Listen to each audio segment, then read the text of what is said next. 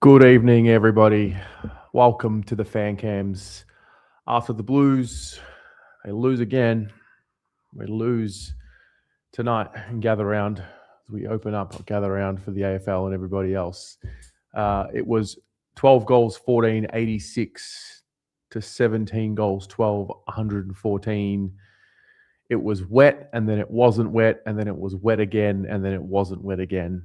It was a really interesting watch. Very curious to get your thoughts tonight on how you watched that game. Uh, and that's ultimately what the fan cams are for. I, I actually didn't think that was as bad as what I had braced myself for personally, but I don't know how you all saw it. But if you'd like to call in, please call in and share your thoughts on the game. I'll put a link in the live chat, link to call in. All you got to do is just click it. You'll sit in the waiting room and then away you'll go. So that's the link there in the chat. Let's start this show. All right. Hello, Joel. G'day, mate. How you doing, mate? Another embarrassing performance from this football team. Right. Certainly not an honourable loss. I think you might be thinking that, Terry, going by your body reaction. No, I don't think it was an honourable loss. I just don't think it was as bad as what I've seen us play. But that wasn't the one to jump off the cliff. Oh, we're 4-1, and a win looks like us. I can't see us winning again. Full stop. It's pretty bleak, mate. Yeah, I mean, but what about tonight? Well, I mean, we can talk about the next couple months, but like, what about tonight? Well, it was embarrassing. It was as weak as piss effort, right? Largely, Adelaide played 20 minutes of good football. They almost handled it. Not really. I think so. Look, they kicked 4 straight goals in the first quarter. We responded. Then they had their 5 straight goals in the second quarter. I wouldn't say they played 20 minutes of football. Well, look, they didn't play that well, and we could have. What happened for the rest of the game? Why didn't they play that well? I don't know why they didn't play that well because they've only won one game this year. That's why they didn't play that well. Oh, hang on, Craig. Sorry. Look, no. We had our moments to certainly snatch that game, and we didn't because we're just crap. I mean, there's many things we can discuss tonight. The selection integrity is embarrassing. Dropping Hewitt, and you play that idiot up front, McKay, week in, week out. He's probably on twice the salary of Hewitt. I keep saying it week in, week out. And I think people are. I'm noticing some of the comments. I mean, it's just a joke. The guy can't take a mark to save himself. I think he took one in the last quarter, and it was like, "Geez, mate, where's this been all night?" So it's yeah. I've said all my bit. I'd play anyone else, but I'd play anyone else, but that idiot. Which player? Who's the anyone else? I'd play Moira ahead of McKay tonight. Yeah, and then shuffle around the forwards and have McGovern as the focal point.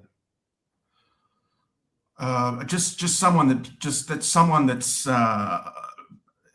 doesn't look like. Look, I could.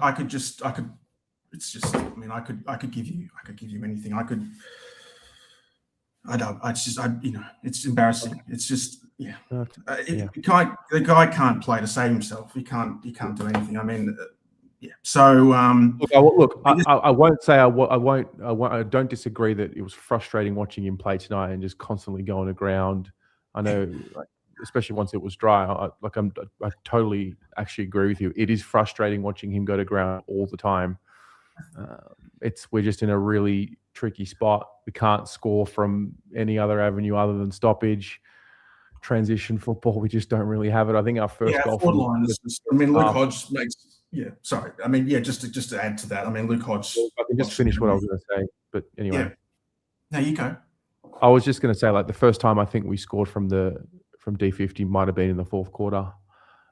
So we're just a one-dimensional team, and we just don't have the cattle to play a different way, or we don't have the coach to play a different way, or both. So definitely frustrating, but I just don't think that was as bad. I don't know, mate.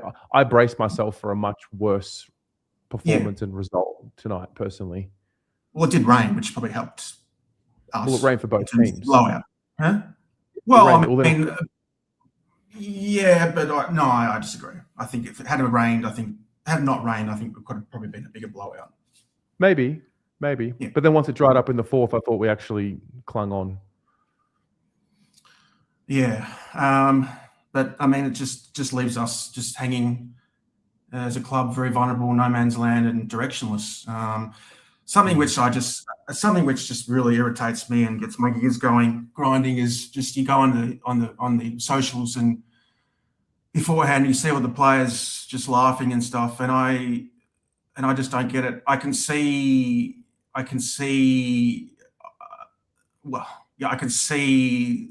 the reasoning behind, not the reasoning, but I can understand and I hear the explanation or the decision to make it light and all that kind of stuff. But I mean, when we're not winning games, it's certainly not the Carlton that I grew up supporting, and it's just like these guys, if they actually took it more seriously, they can actually they could be the scoreboard the results could be a bit different, but that's the levels, the mediocrity with this club's fallen. I'll keep getting on my high horse each week and saying what I feel. I mean, I'm very wary. I don't think you're on your high horse at all. Like, if you see it that way, that's fine. I don't think you're on a high horse. Yeah. Yeah. I just don't like. It's just, I don't like to be negative, and unfortunately, in this situation, I'm only left to be negative. And get me on a different topic, and I can, as we've had many a time, Terry, and I can, make the room a lot more entertaining. But unfortunately, this is our lot, and I think you probably. I'm just winding up the supporter base tonight to try and no. Look, it was frustrating, and it's just that's right. Cool. Yeah, that's all. Well, Joel, not a problem. Thank you for calling in. All right, cheers, mate. All right. See you, mate. Josh Dolan, $8 donation. Harry needs to be dropped. Slow, uncompetitive in the air. Doesn't have a second crack. Needs to go back to the twos and not come back till he kicks a bag. Yeah, interesting. All right. Jim, good evening. Hello, my friend. What's going on? I'm good. I think I figured it out. Brace yourself for an 80-point loss, and then the loss doesn't hurt as much. Yeah, I was saying same thing to Joe, I think, man. I'll be honest with you. This game in isolation, not as bad as I thought. I'll be honest. Yeah. I think our first quarter was good. It was good. It annoyed me that we sort of made a mistake in the last minute and a half. But if Jordan Boyd's going to, I think it was him, going to take that kick, I don't mind him taking that kick because Jordan Boyd's a good kick. So sometimes you have to do those things in a game with really decent opposition. And Adelaide are good at Adelaide Oval. They're not a shit team, despite them being 1-3 going into tonight. They've played some very good sides, and the Doggies, I believe they're top of the ladder and beat them by a goal. So Crows are pretty good. They're good at Adelaide Oval, and that's the reason I didn't go tonight. I go every year to this game, and not today. Not feeling it. Haven't been feeling the Blues so far. So, and you know how much I love them. But yeah, I think what I want to talk about, Tez, is what happened at quarter time. Was Cripper injured? Is that why he started on the bench? It's a great question, man. It's a great question. Let's be honest, that our biggest strength was our work on the inside, and I thought we crushed in the first quarter. And you get a break at quarter time. He starts on the bench, and I reckon the first 5-6 center clearances went Adelaide's way. Like, they lifted, they got a rocket at quarter time. Nick's was on the screen, as you would have seen, and I think it was 8-0 from memory. I think David King said it's 8-0 from center, but I think 4 of them might have been from free kicks. Whatever. They obviously lifted and they just blew it out. Yeah. Because if Cripper's not injured, these are the reasons that eventually we let go of Voss. These are going to be the reasons that compound, is my point. Because Would you agree that what Walsh and Cripper were doing in the first quarter was just superb? It was elite. I would say it was elite. I haven't seen them play that well with each other, just flicking the ball to Walsh on the outside, Walsh run and gun, like actually penetrating with the boot, like not just whipping it in the air like Walsh can do sometimes. Deadly combo tonight, first quarter. All right. We don't have Wiedering there to sort of like stem the flow, but I think Newman does a good job down there as a leader. So it didn't look too bad, even though we conceded, 6 or so goals to quarter time. That's Well, we Adelaide, looked- though, man. Well, we look vulnerable in the defensive 50 in the first quarter. Yes. Oh my! First half, I was just worried. Pretty much, it felt like any time. Don't know the exact data, but it felt like any time that ball went in our D50, we could not stop a score from happening. And I thought Haynes was better in the second half and started getting the speed of things. But for a hot minute there, it just looked so vulnerable in the back half. I agree. There was 14 minutes to go in the second quarter, and Adelaide were on 70. 14 to go, like in the second, and Adelaide already had scored 70. I was like, this is going to be a 12-13 goal quarter. Yeah. So we stopped. I think Thilthorpe misses a pretty easy shot, and we sort of like wrestle it back to the contest after that. But that not playing Cripps, if he's not injured, those first 5 minutes of the second quarter killed all momentum. And at the end of the day, we've lost this game by 4 goals. They put on 5 or 6 goals in that period of time. So that may be the difference. Now, I think Adelaide were better than us, but I think the game itself and AFL in general, when we've got players asking for reviews and going up to arc and doing arc assists,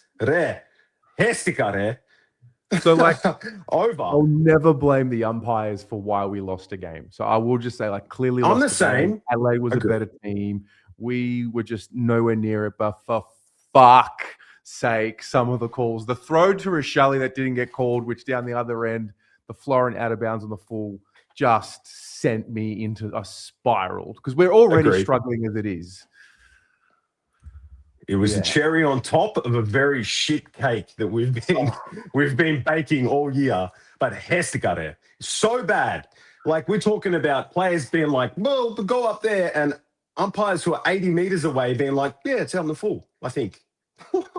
That's the state of the game. Mix that with a little bit of wild card, and you have this absolute shit show of AFL.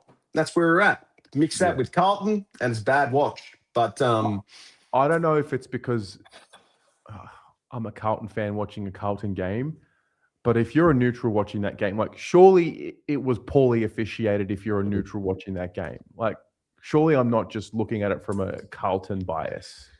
I've had Adelaide fans message me tonight like, bro, we were given it on a silver platter. So I want to pose a question to you. Yeah.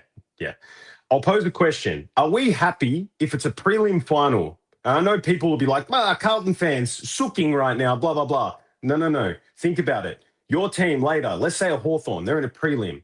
Are we okay with that going upstairs in a prelim in the last couple of minutes of a prelim in a close game?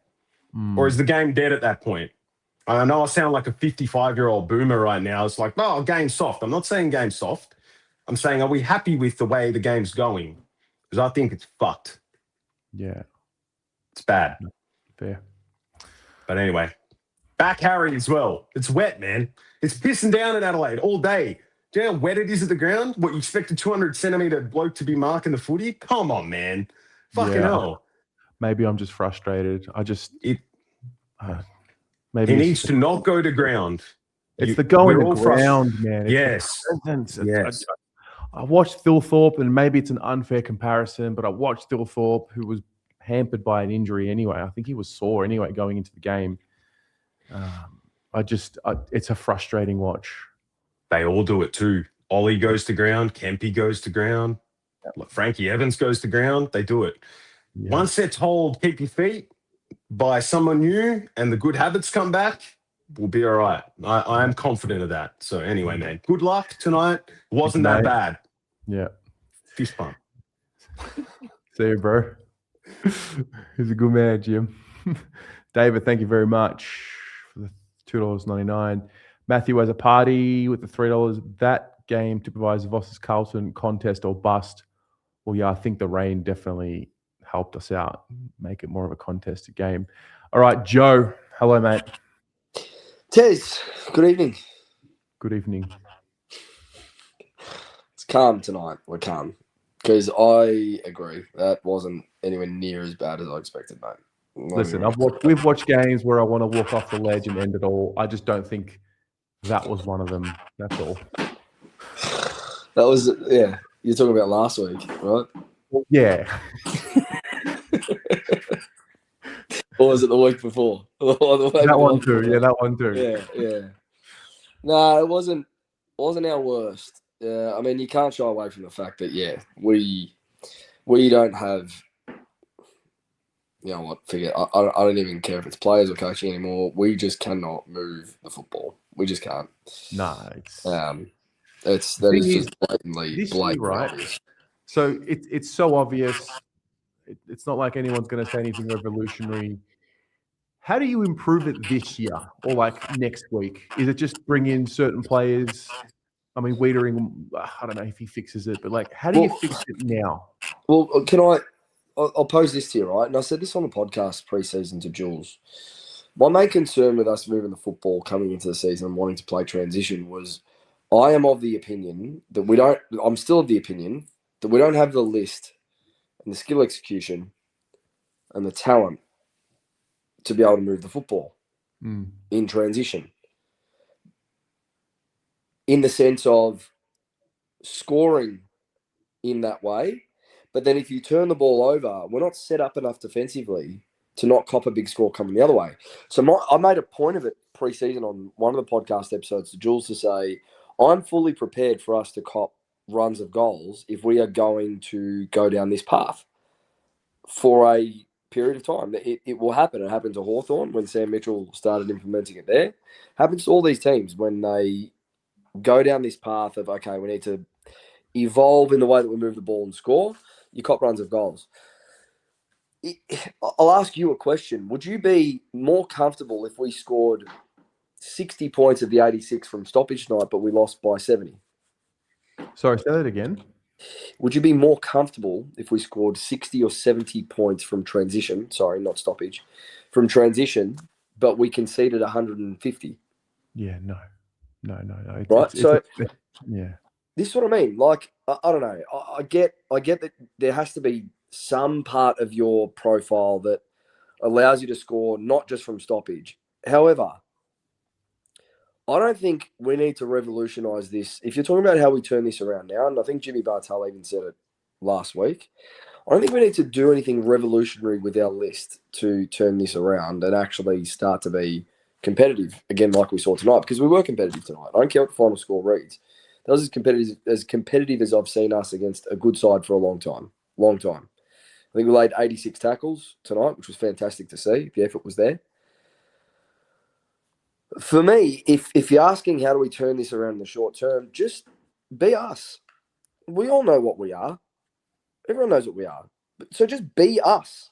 That will keep us competitive and it will keep us in games for longer periods than trying to be something that clearly we cannot be right now. Yeah. We just can't. I'll tell you what, if they're going to be, I don't know what they'll do in their review of this game, but Taylor Byrne, I love him every time I watch him play and the way he applies himself. And these are the behaviors that are going to bring us forward. Refuses to go to ground, refuses to give up on a contest. Doesn't give up. Yeah, doesn't give up on the chase, ever. Yeah, like it's like the second and third man, he's there if they've still got the football, you know? Yeah. So, yeah, look, I think effort number one tonight, it was good to see that they just stuck with it. I was, in the third quarter, I was kind of like, margin hasn't blown out here. Like, I don't know, as a Carlton supporter, I've gotten used to, at that point in the game, we drop our heads, it blows out to 50, game's done, might claw it back in the last, but then whatever, who cares? And I was sitting there at three-quarter time going, we're kind of hanging around here.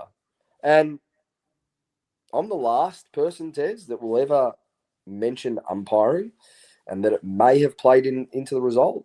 But for fuck me, mate, there were 3 or 4 moments tonight that either didn't get called for us as a non-call, or were called against us after a non-call, where it's like 2-goal swings, man, within a minute. Like, it fucking zaps the game big time, Tez. Big time. I just want to go back to the second quarter because, as I said earlier, I felt like any time they went into their forward 50, the Crows, they were kicking a goal. Yeah. I think they kicked 6 goals, 3 or something in the second. And, mate, they did their damage in 5 minutes. We literally lost this game in 5 minutes tonight. Outside of that 5-minute patch at the start of the second, we stayed with them. And to be honest, for the majority of the third and fourth, the way that I was watching it, even though it was scrappy, like, I felt we were on top. We had repeat entries. Like, how many inside 50s did we have? I can't get stats up on my phone while I'm doing this, but how many inside 50s do we have tonight? Inside 50s.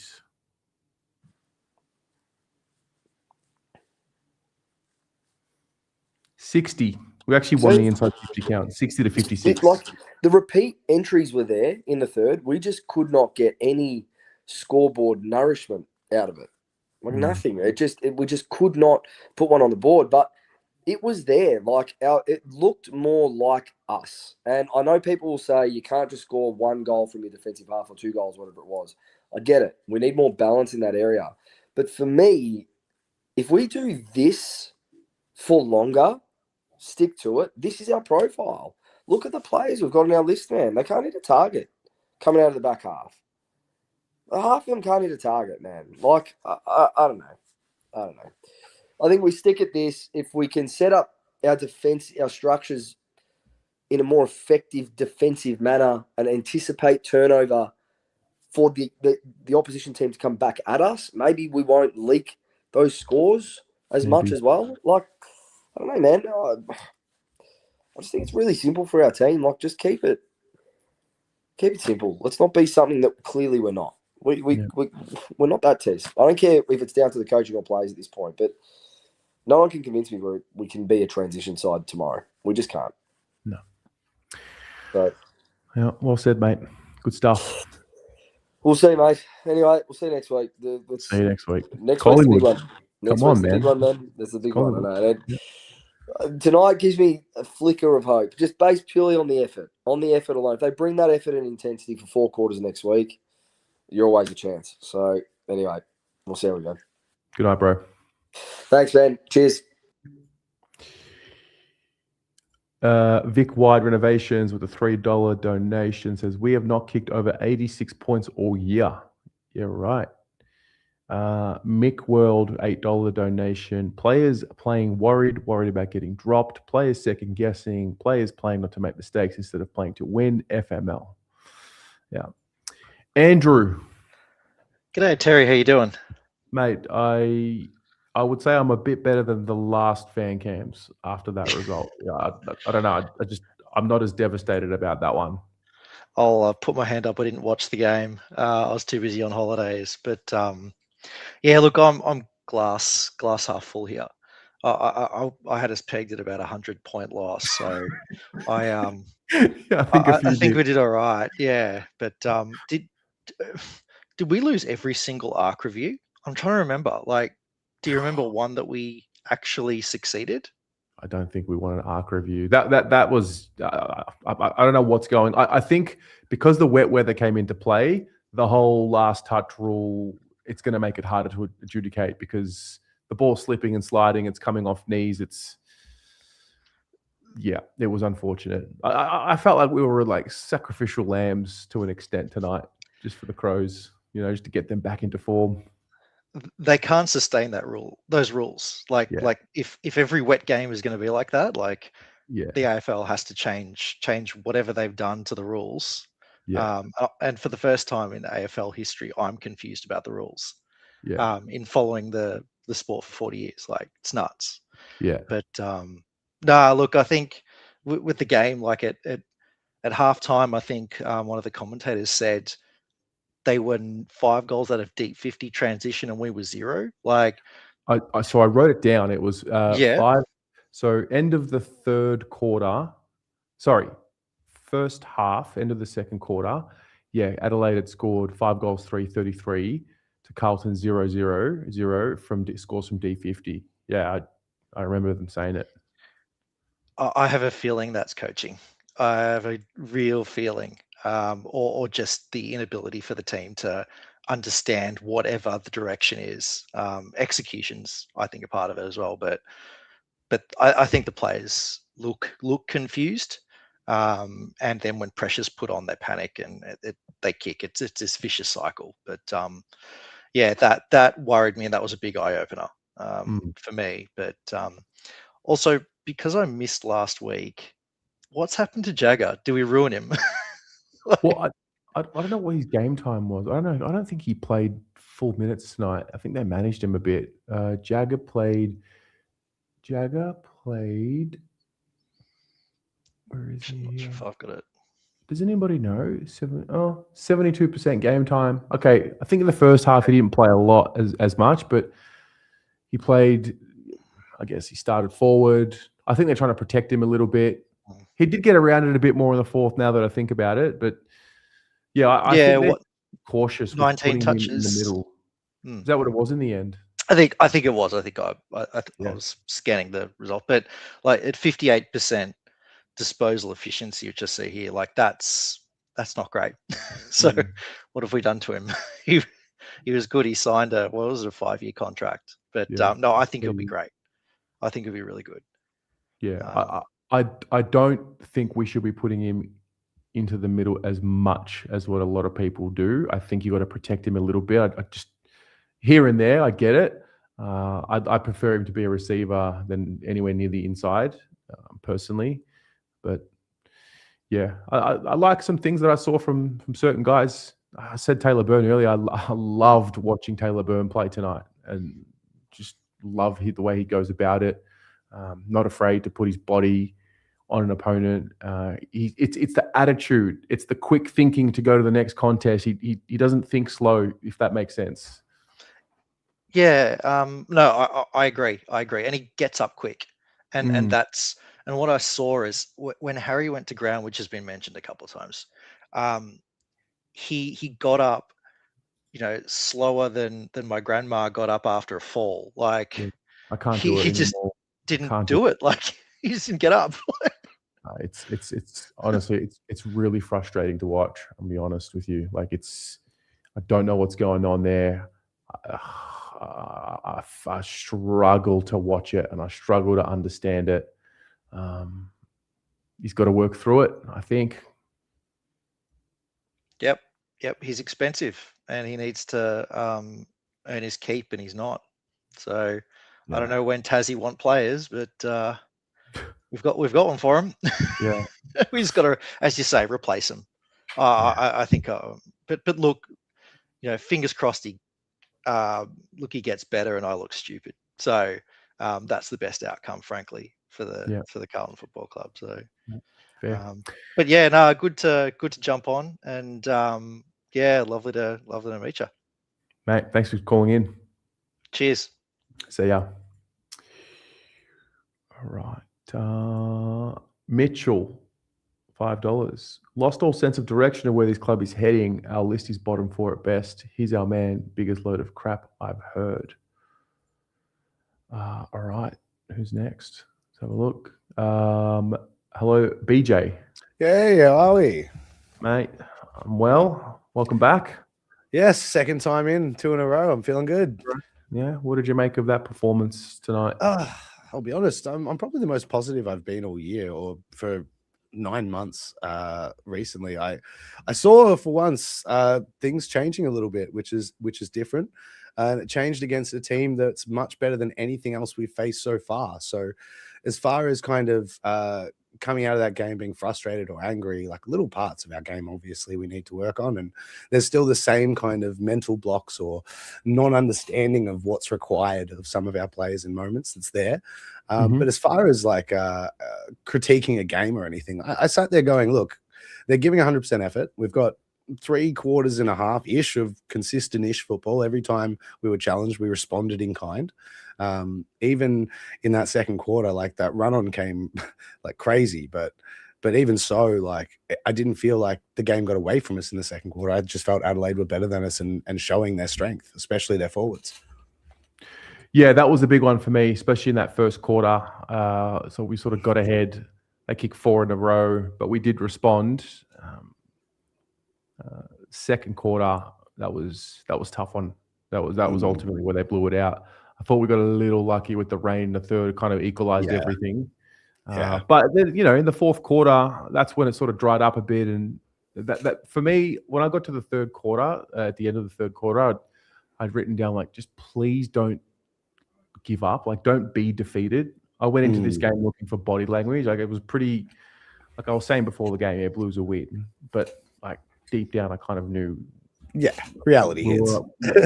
We're up against it tonight. I was hoping to not see 80 points, 100 points, like a really demoralizing one. So, from that point of view, I'm glad it didn't, I just think you can work with some things that we saw tonight. Yeah, for sure. And for me, especially in that first quarter, I think we structurally went away from whatever we kind of went with in the first quarter. We got scared at our kind of the way we conceded as well, which is understandable. But, in that first 15-minute period, I think we got close to like 10 inside forward 50 tackles. We only ended up with 17 for the game or something. But that first quarter, the pressure inside 50 was insane. So many times we were only 2 talls. Last week I was talking about how we were so many times there were 4 talls starting in our forward half. So many times it was just 2 of them. Just 2, and that was it. And we had 4 smalls going to work. Jagger Smith on a half forward, and you could see it in that first quarter. We were all over them inside of our forward 50. It was fantastic. So that's something to work on, and that's something that we changed that I really like to see as well. Yeah, we come out the blocks. It's our thing. It's happened quite a bit now this year. It's pretty much our trademark. We start really strongly. We look. I mean, what did we kick in the first quarter? 7 goals. Yeah, 7-4 or something. It was 7 goals 4, 46 to 6 goals 3, 39. So still conceded, and that was a problem. I mean, it just looks so vulnerable in that back line whenever Adelaide went forward. I think Rochelle kicked 4 in the first. Yeah, Rochelle looked scary for a second. I was like, what is this game we're about to see? He's the small forward transitioning player we're crying out for. His type is the one we're missing. Would love a Rochelle. Yeah, Rochelle, that kind of player is that kind of disciplined, still a traditional footballer, but has that moments of magic. Like an Isaac Rankin, I think, would go missing in our team. We don't have enough to build him up, but a Rochelle will create for our team. I think he would be incredible. I think massive W's out of this game, though. Carroll, I think another strong game for him. He's building into a player. I think Lockie Cowan could be the most almost player I've seen in years for us. He's just this close to being brilliant. Like, I think I counted 7 drop marks that were just like, but his positioning was fantastic. And he getting there was incredible. But just finish your dinner. Just finish it. It's tough, isn't it? But yeah, I think we just get through unscathed and move on to Collingwood. And I don't know what to expect this week. Yeah, I think the raw talent part's the bit that I get worried about for this right now is that, like, when Vossi a couple of years ago, we had that run to the finals and we had that, that big Kerno farm conversation about everything. And they came back and the coaching messages, we've taken away layers of our tactics so that the boys can just play on natural instincts, do a little bit more, let the shackles off. I think the term was, we let the shackles off the boys. And we played really great football. And then ever since we've put the shackles back on with our coaching, it seems like now we're not playing great football again. And as soon as we have a moment we have to respond, well, the shackles come off and we play great football again. So I think the question's always going to come down to what are the shackles that we're putting on and why do we keep constraining our players and their growth not showing? Because when they played like that, like that's us 2 years ago. Like today was us 2 years ago, besides part of that second quarter. Like I watched a team that was playing like all of our stars were still there. That's what I really saw. Yeah. Well, mate, let's see what happens, eh? Fingers crossed for Collingwood. That's all I can say. I'll be there. I'll be proud, and I'll be predicting big wins. We'll see you next week. We'll see you then. See you, man. Tyler. Oh, Terry, another week, another one. Just another one. Just another one. Look. There's one player I really do want to highlight. Like, I don't know, has a best and fairest ever been won by a ruckman? Because I swear Pito's having a hell of a season. He is. He competed well tonight. He is absolutely having a hell of a season. He's setting the ball up well. He's tapping it.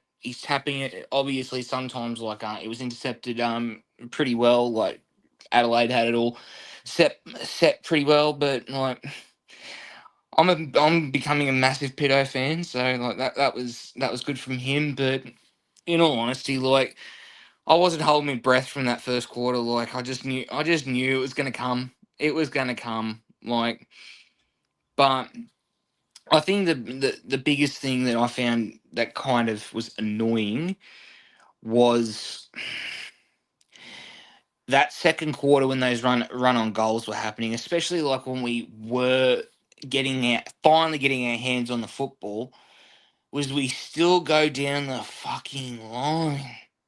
We still go down the line. We make it so predictable. But when you watch the replay, you see in the first quarter, players offering leads, all of that, but we're not doing it consistently enough. Mm.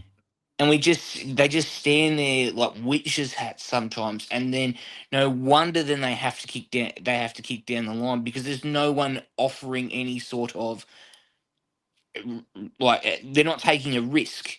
And I would rather them take a risk and go for it in that sense, or just someone just provide a fucking lead. But like anyway, like it's just Carlton, mate. It's just Carlton. Yeah. Just got that Mate. eerily awkward feeling about it. You just kind of hope it's not too embarrassing when you play these away teams, these good away teams. I know, but it's gonna be a long season. But look, Terry, look, come on, you've been doing this for a while. I don't know how many chats we've had, but like we've been through the worst than this. Worse than this, but look, I will say, look, the boys definitely gave it their all. Like a lot better than last week, in my opinion, like in terms of effort. So, but obviously also like execution, umpiring.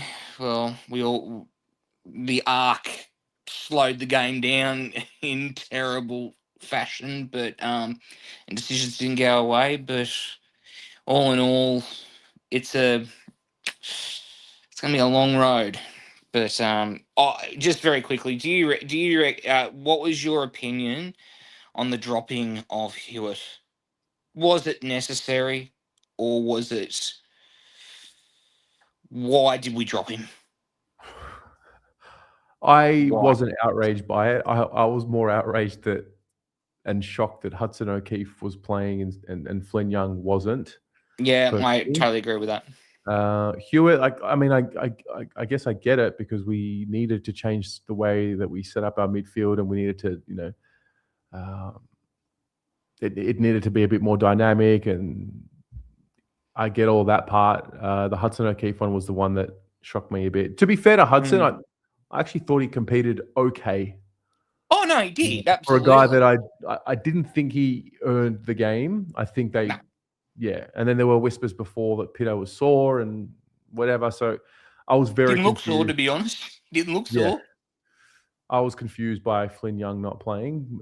Yeah. But yeah, it just also, I think what it goes to show, and we all know this, but Wiedering, this is why he's so valuable to us. Oh, what 100%. It looks like when he's there and what it looks like when he's not. It's big difference. But like Newman, always love watching Newman play. But like definitely Taylor Byrne. Look, he's going to be.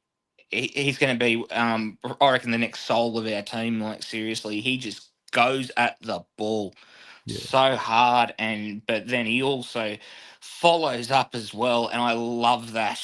You just need to show a bit of ticker. But anyway, we'll see how we go. I also didn't mind Ben Ainsworth. I know he did the bulk of his work. Yeah, absolutely. I thought he hit the pack hard, and I didn't mind. I thought he was neat tonight. Yeah, absolutely. And then Ollie Florent had his spurts as well. But like, I feel like we're just, as Joe said, we're just missing something. It's just we're not that transition football. We're not a transition football side, and we never have been. We've always been a chaos ball machine. We always play well within the chaos, and so the minute we start trying to get slick and fancy, we always fuck up because we're not that side. So I totally agree with Joe. Like, just start playing like how we used to play. I get it. Like, I would rather us play Carlton's way rather than just trying to change something that we're just not, because we don't have the cattle. We don't have the cattle that can run, and we do not have the cattle that can actually kick and transition it well enough. But we'll see how we go against Collingwood. Like that. If you want to get fired up, like seriously, come on. You want the Carlton fan base to fire up? Fucking beat Collingwood. Like, seriously. Just give us a sugar hit. Just give us it. Yeah, just give us something. Like, beat fucking Collingwood. Like, you've Just beaten beat Richmond. Collingwood. Like, let us Just be beat happy. Collingwood. Just beat Collingwood, and then also beat Essendon, and then I'll go, yep, there you go for the season. Well done. We'll take that. Hilarious. Good on you, Tyler. Catch this, Harry. See you, mate. Hello, Ben. Hey, mate. How are Yeah, I'm all right. How you doing? you? Going all right. Look, I thought there were some positives to take out of the game. Yeah. So, really, it's 10-minute patch in the second quarter that cost us. And apart from that, I thought we were. I thought we were pretty competitive throughout the whole game. Yeah, the fight and that sort of thing, the effort, like it was there, but the quality and the execution, we just don't have it. We just don't have it. Whether we don't have it now, or we don't have it for the rest of the year, I don't know. Whether it can improve for the rest of the year, I mean, I'd like to think that if we bring that sort of intensity at the game and you put Hayward and Wiedering and Dean and Cooper Lord in next week, I'd like to think we can be a better team. Yeah. It was an interesting one because I think I thought it was a small step forward tonight without winning. Okay. Yeah. But at the same time, you're never happy with a loss. But do you think that's because we went in for the most part? I don't know how you did, but do you think it's because a lot of us went into tonight thinking, "Oh, this could be that big belting"? Yeah, I think so. I had a different feel. I look, after the last couple of times we've played Adelaide in Adelaide, I thought it could end up being ugly, but yeah, I kind of thought I did like just the tone and the rhetoric from the players and the coaches throughout the week. I thought they sounded pretty upbeat, which gave me a little bit of hope for the for the game. But yeah, I don't know what did you make from the game? My biggest thing that I was looking for tonight was our body language, to be honest with you. Yeah, that was my biggest thing. Like what sort of body language were we going to put in? Were we going to look defeated? Were we going to have moments where they looked like they were giving up? Were they, succumbing to the fact they were playing Adelaide at home? And I actually don't think I saw that. I for the most part, yeah. I just think we're nowhere near as good. The mistakes that we make, they kill me. I love Ollie Florin, but also, I mean, that passage of play where he's just bouncing the ball and then somehow he's bounced the ball. And all of a sudden he doesn't have the ball. Like just those errors. I'm frustrated with, individuals, but we're not there. To be honest, I think they were happy, and this is the mindset thing that the club needs to sort of fix. I think they were just happy to be competitive and put a proud performance in. But did they really believe in that last quarter? And I even said to my wife earlier, she follows the Crows because she's from Adelaide. I said to her, if we truly believed that we could win, I thought that we were a puncher's chance in the end. I thought they're a little bit vulnerable just for a couple of minutes, Adelaide. But yeah, I just don't know if they fully grasp that, and maybe the skill level is not quite there. Cripps, even our captain, 5 minutes to go, just drops a mark in the centre. I'm not sure if he was under a bit of pressure or not. I can't remember. But in the when they were kicking out from D50, and he drops it about 60 out, and then they end up turning it over and kicking the goals about 5 minutes to go. But we had to take the game on to try to win the game with only 3 kicks down. And but there was a number of things like that. I can't just point it on him, but that's just an example of just the errors, the costly errors that really cost us the game in the end. Yeah, mate. Confidence levels going into Collingwood? I'll be interested to see how Collingwood go against Freo. They're playing them tomorrow night, aren't they? At the G. I think Freo are the favourites. No, Adelaide Oval. Russ. Oh, of course, because it's gather round, of course. Yeah. That's right. That's right. Oh, gee, I'd love to beat them. I'd love to beat them. Yeah. We'll see. But I mean, right. Look, I'm not sure if they've got the forwards. If we can score well, then yeah, we'll have to see what happens. Yeah. Thanks for calling in, mate. All right. Thanks, mate. Yeah. Hello, Andy from Adelaide. The big winner tonight, Tez, was the cloud above Adelaide Oval. That was the big winner. I feel like you and I really rode the journey of this week because we spoke quite a few times this week through a couple of the shows. We did the whole teams debacle, and then we went through the whole, it's going to be an 80-point thumping. Did that help you? Because you went in thinking we'd get thumped, and then it didn't, I don't know, it didn't feel as bad.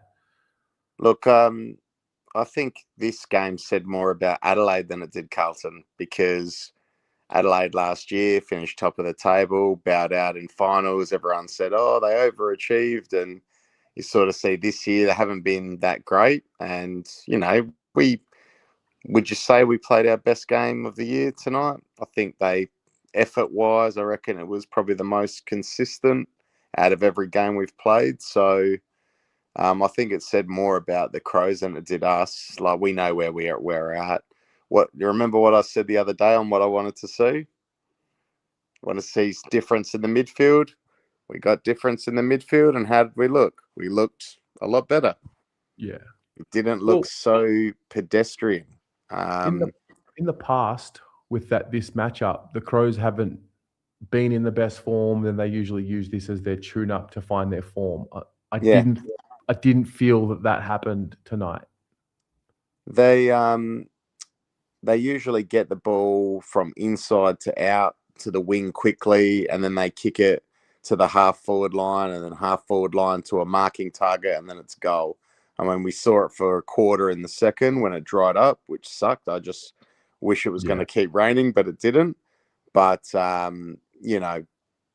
didn't do it the whole game. Like, we definitely lifted in the third and fourth, and we made it more of a contest, and the rain obviously came back on and it helped us a bit. But there was improvements tonight. Like, there's going to be people that are like, no, we're not going to accept a loss and it's never good enough. And it's like, yeah, keep fucking whinging. You can whinge the whole year. There were some positives tonight. There were some. We're not saying we're going to win the flag this year, but you got to take little bits and pieces. So, like the Smith, Walsh, Pitto, Williams, Hollands mix, like that looked good. I didn't mind that. I didn't catch you at the end of the team selection, but Hock playing tonight was just dumb. He didn't play awful, but we needed more run and carry. Flynn Young would have been a great game for him, like another half forward that can kick goals, that can tackle and run and pressure. So, yeah, I just think we really, really missed the trick. So I was thinking about the alternative tonight, right? Because obviously they couldn't have Lewis Young chop out. He was, stuck in that D50 and unless he was following around Thilthorpe. I don't know if Thilthorpe did much rucking tonight from memory. Not much. A little bit, but not much. Yeah, he had the one hit out. So, I mean, he was also banged up. They were talking about it on the broadcast. So, yeah, really, if it's not O'Keefe, then what's that? Is that McGovern, Kemp, Cripps, Harry chopping out in the ruck? That would have been the alternative. And to be honest, the way Harry played tonight, I think he could have done with 3 or 4 more ruck contests just to get him around the ball. I mean, it is on the player. Like, you got to perform well, but also you got to sort of help your players out as well. I mean, Adelaide talked about that with Isaac Rankine, that before the game, Matthew Nicks was saying, Isaac's working his way into it. He's going to get there, but we've also got to help him. And I think Harry's in a similar boat. He's not playing with confidence. He's doing the basics. He's bringing the ball to ground. He's doing all of that. But I just think he can do more because I've seen him do more. Like, how many times did you see him tonight where we kicked it out the center and he got to the right spot and he just double-handed the ball and he'd have the mark for 3/4 and just that little 25% drops it. And it's just like, just hold one, Like, I've told you this many a time, Terry, if you've ever shaken hands with him, his hands, he could palm a watermelon, that guy.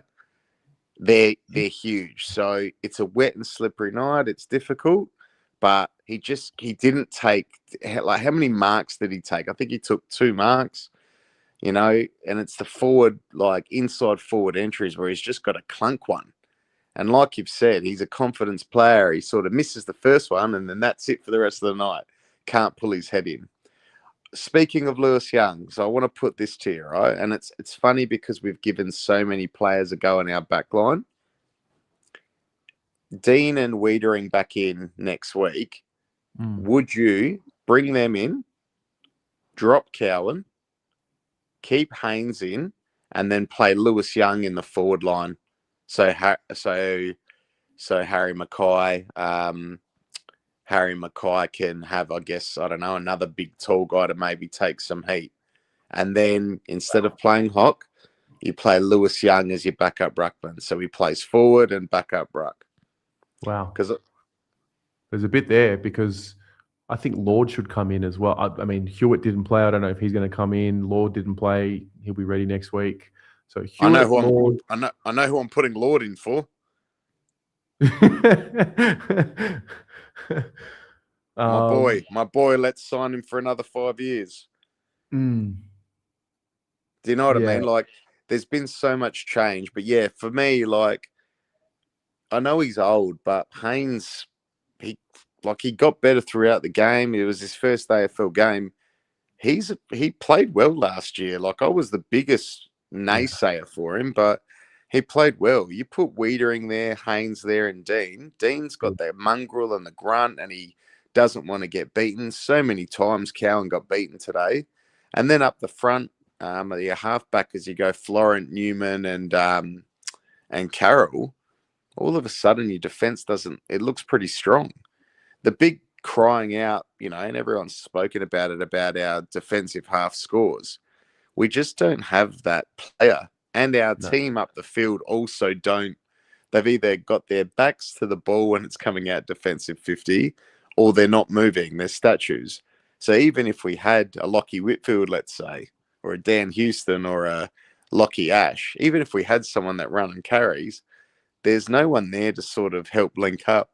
There was a passage of play where Sam Walsh ran out of the back line and he gut run, he used his legs, and no one could go with him. That was good. It was good to see he's still got that in him. Haven't seen that from him in a while. But he got to the middle of the ground and he's like, no, I'm not just going to bomb it forward. And I'm like, excellent. And then he's looking around for an overlap runner and there was Is that no when he one went there. wide to Harry? Yeah. Yeah, I remember. And it's like, he shouldn't go wide. He should go through the centre, but there was no one forward. Everyone was behind him. And I'm like, well, this is why we can't play that type of game. And this is why we don't get scores from our defensive half, because no one wants to run. No one can or wants to run with them.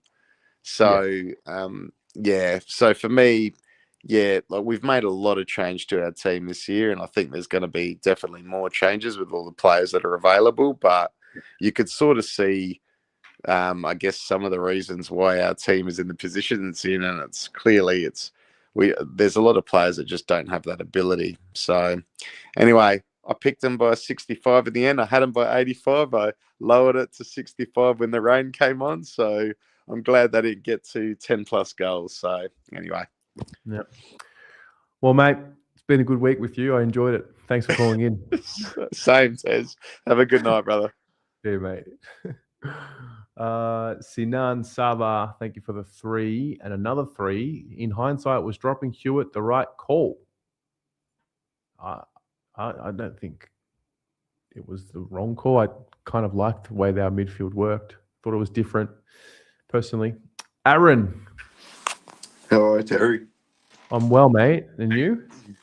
Yeah, good, mate. Good. First time joining, mate. So it's good to get on here. Good to have you here, mate. What did you make of that one?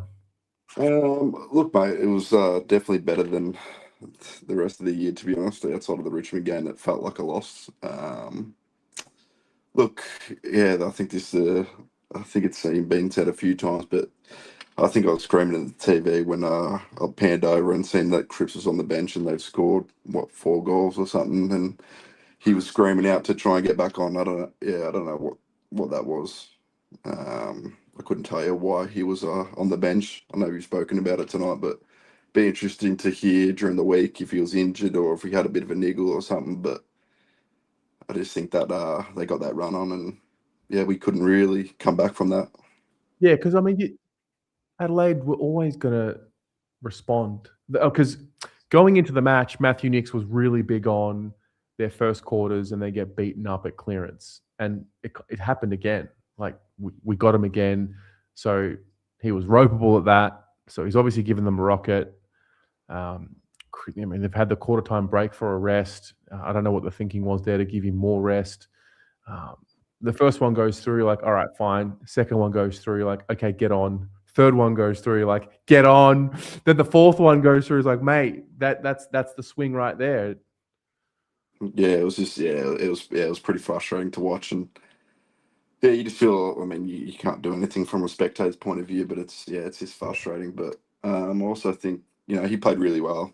Cripps and Walsh both played well. Obviously, Walsh, he didn't do a whole lot outside of that first quarter, which he dominated, but I think he got a bit of a tag. But Cripps played well. I mean, the talk during the week to maybe trade Cripps. I'd be ropeable if Carlton ever did that. I've been a member for 27 years, and to trade your captain that's put his body on the line for the last 10 plus years, I'd be filthy at that. I don't think that will ever happen, but that's just the media talking.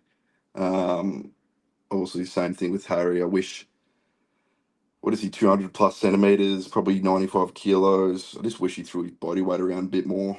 He goes up, outside of the 50, and he seems to throw his body weight around, but anytime it's kind of in the 50, he just, doesn't throw his body weight around.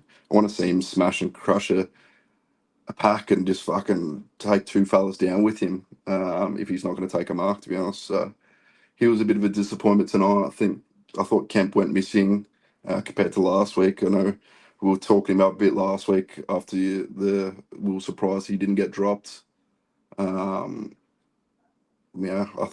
you said before, I think Harry might be. I know we're trying to protect him from the knee-on-knee clash, but maybe it is time to just throw him in the, into the ruck and get him in a few contests and see what he can do when Pito's off on the bench. I don't know. Yeah. Well, I'll tell you what. You look at the Hayward suspension as well. And I'm not saying Hayward would have helped us win the game, but it would have been. He's exactly the type of player that would have thrived, I think, in these conditions, like a ground ball player. He owes us one after last week. I agree, mate. Yeah, last week's efforts was pretty piss poor, and then to obviously get the suspension as well. And I was watching the preseason games, and I was wrapped. I was the most excited about him out of all the players we got through the trade period. I was definitely most excited about him. And to see his gut running and, see him power vomit about 6 times on the wing, I was looking forward to that. Someone, show a bit of effort, but he hasn't really done much this season, unfortunately. Yeah. What'd you make of, I want to bring up someone else. What did you make of Zach Williams and that role tonight? Rotated in the middle start, and then, he was back and forward. Yeah, look, I think he played okay. He probably doesn't get a bit of consistency in where his role is. He reminds me a bit of Jack Silvani. Gets played a bit everywhere. But I think he does okay. I think he fits in our best 22, which doesn't say much at the moment. But, he plays with his heart on the line. That's all I can ask. Sometimes he's not the best user of the football, but I don't know. He played okay tonight.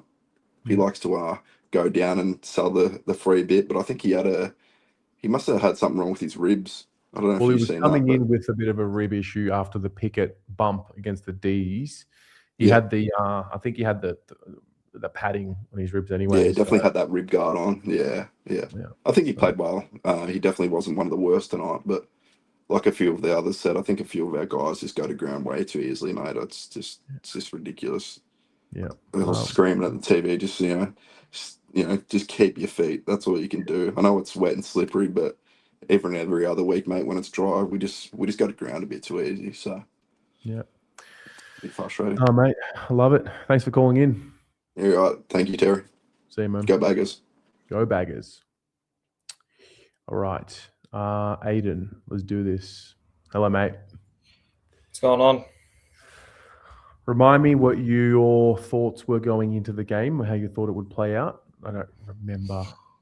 I was going to text you this morning and and say I'm confident again, but then I stopped myself. Yeah, I stopped myself, and I'm like, and then I looked at the message I sent to you. I think 2 weeks before. I think it was a Melbourne game, and I'm like, I'm not doing this again. But I thought we were going to get thumped. But look, 28 points, you'd probably take that. Would you say it's an honourable loss? Probably, considering the narrative that we're going to get thumped and all things like that after a bad couple of weeks against 2 bottom 6 sides. Look, I'm not celebrating. No, right? But see, to me, I understand where we're at in this reset rebuild thing, right? You got to limit the 80 plus 100 point plus beltings wherever you can. Like, you just can't afford to have them when you're in transition as a football club, which I think we are personally. I think the list is in transition right now. We're watching it, just trying to figure out who's going to be around for the future, right? So as much as I was bracing for like a tough loss, I got towards the game. I thought, it might win, but that's just me being like, whatever, Nuffy supporter, like just getting giddy, right? I was pleased with their body language tonight. I didn't want to see the players have the body language that what most of us were probably feeling about the game. Like, it's going to be too hard. I didn't think I saw a defeated body language for the most part from the team. Yeah, you can't really question their effort. They saw in that first quarter they went at it. Now I get that our first quarters and our first halves we always do well, but you could tell that they came in with a massive intent. Like, they looked locked in. You saw our 2 leaders going to work very quickly. Walsh and Cripps, they were unbelievable. They were on track to get 40 touches in that first quarter, and I'll tell you something about the first quarter that I noticed, and like, chat, please contribute to this too. First option was given every time. There was no holding on to the ball. It was first option, first handball. It was forward movement. It was quick. There wasn't near any hero ball, overlap running. It was all there. And I couldn't help but feel that, I was thinking in the first quarter, that's what taking one of the bigger bodied midfielders does when you drop Hewitt. Like I love George Hewitt, consistent. He works hard. He's been a great servant to the club. But ultimately, I thought that first quarter was by and large because we just looked quicker already.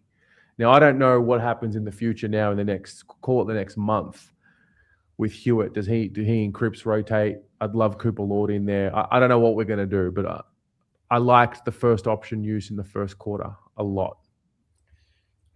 Yeah, and I mean, I think I said a couple times that you can't play Cripps and Hewitt in the same midfield anymore because it's too slow, especially with having Cherry there as well. Like you saw last week, Walsh and Jagger's time on ground was, not time on ground, like time in the midfield, like it was 14 to 7%. And you can't have that when the game is going towards a more quicker style. And you saw in that first quarter, we looked very quick. But the one thing that I would say is that like Ainsworth, he looked all right in that first quarter. That was probably his best game that he's had so far. But with a player like that, that's sort of in and out of the game, why not put him in the midfield for like 5 minutes? Or Burn, like change it up a little bit. Because Adelaide, they put Thilthorpe in the midfield. All right, it didn't work, but at least like it was something. But again, it's just like moves like that where if a player like Ainsworth, who's had a good quarter, isn't really doing anything for another 2 quarters, put him in there. Because again, like that can pretty much change a game to a point. I'm just looking at the stat, like the team sheets here. It says here Taylor Byrne did not lay a tackle, and that may be true. I guess it is true. He didn't register a tackle, but I did think his pressure was elite tonight. Yeah, I thought all of our smalls pressure were pretty good. When the ball was in there, I thought they gave them the heat. But yeah, for whatever reason, I think we lost that game when Cripps was on the bench for 6 to 7 minutes. Second quarter? I think like you could just instantly tell. Like, would it have made a difference if it was on there? I don't think they would have won 7 clearances in 6 to 8 minutes. So it was 8-0 in the middle. 4 of those were from free kicks. So like they get the free kick, that counts as a clearance. Some of them were a bit the Jagger holding the ball I thought was stiff. We had a lot of those 50-50s go against us. I don't even know what the free kick count was in the end. I don't think we lost the game for free kicks, but fuck me, there were some howlers. And that's also what happens when you play away from home. You don't get the rub of the green away from home. That's the way it goes. Yeah, the umpiring, it was shocking tonight, but that's not the reason why we lost. No. We should have, when Rochelle threw it, would we have gotten a little bit of more momentum? Well, that's Probably. A goal. That's a goal. Yeah, it's definitely a goal. And then I think we're down by 20 points. And I think we kicked did we kick a goal after? I can't really remember. But no, they kicked a goal after. They went down the other end, and that's when the Alex Neil Bullen handballed it off Florent's leg, and it was called out of bounds. That was like the direct play after. Yeah, so that's 2 howlers in not even less than 2 minutes. So yeah, look, I think the umpiring, they were terrible tonight, but it's not the reason why we lost.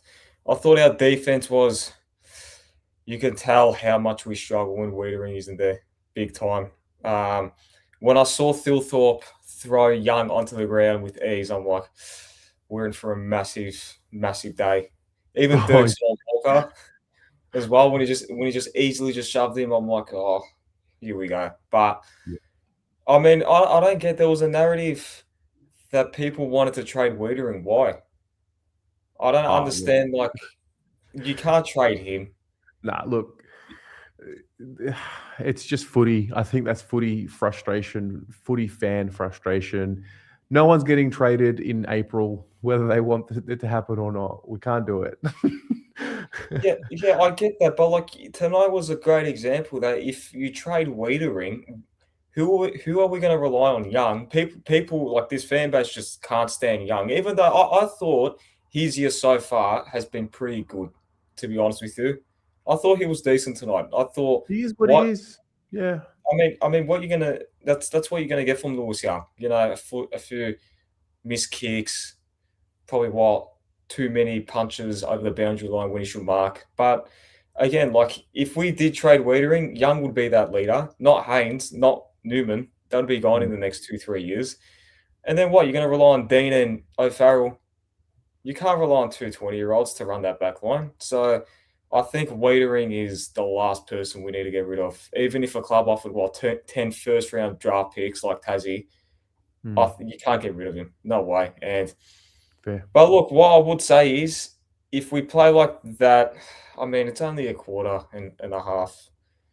If we play like that next week against Collingwood, who look pretty like their midfield, like besides from Dacos, isn't really that good, then I think we'd give them a red hot crack, to be honest with you. And a couple of weeks ago, you talked about a sugar hit.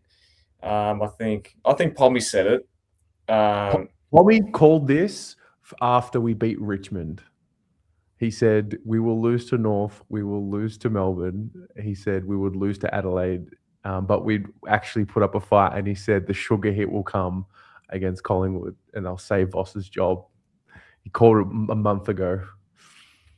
Yeah, I honestly think if we play like how we did in that first quarter, but I mean, look, I can't say, if we play like that, how we did in the first quarter, we're going to beat Collingwood, because we're just not a consistent team. But again, I don't think any team can play like that for 4 quarters. No way. And look, you need to manage it. And look, Collingwood when it comes to managing the way that they play across 4 quarters, they're one of the best teams in the league with that.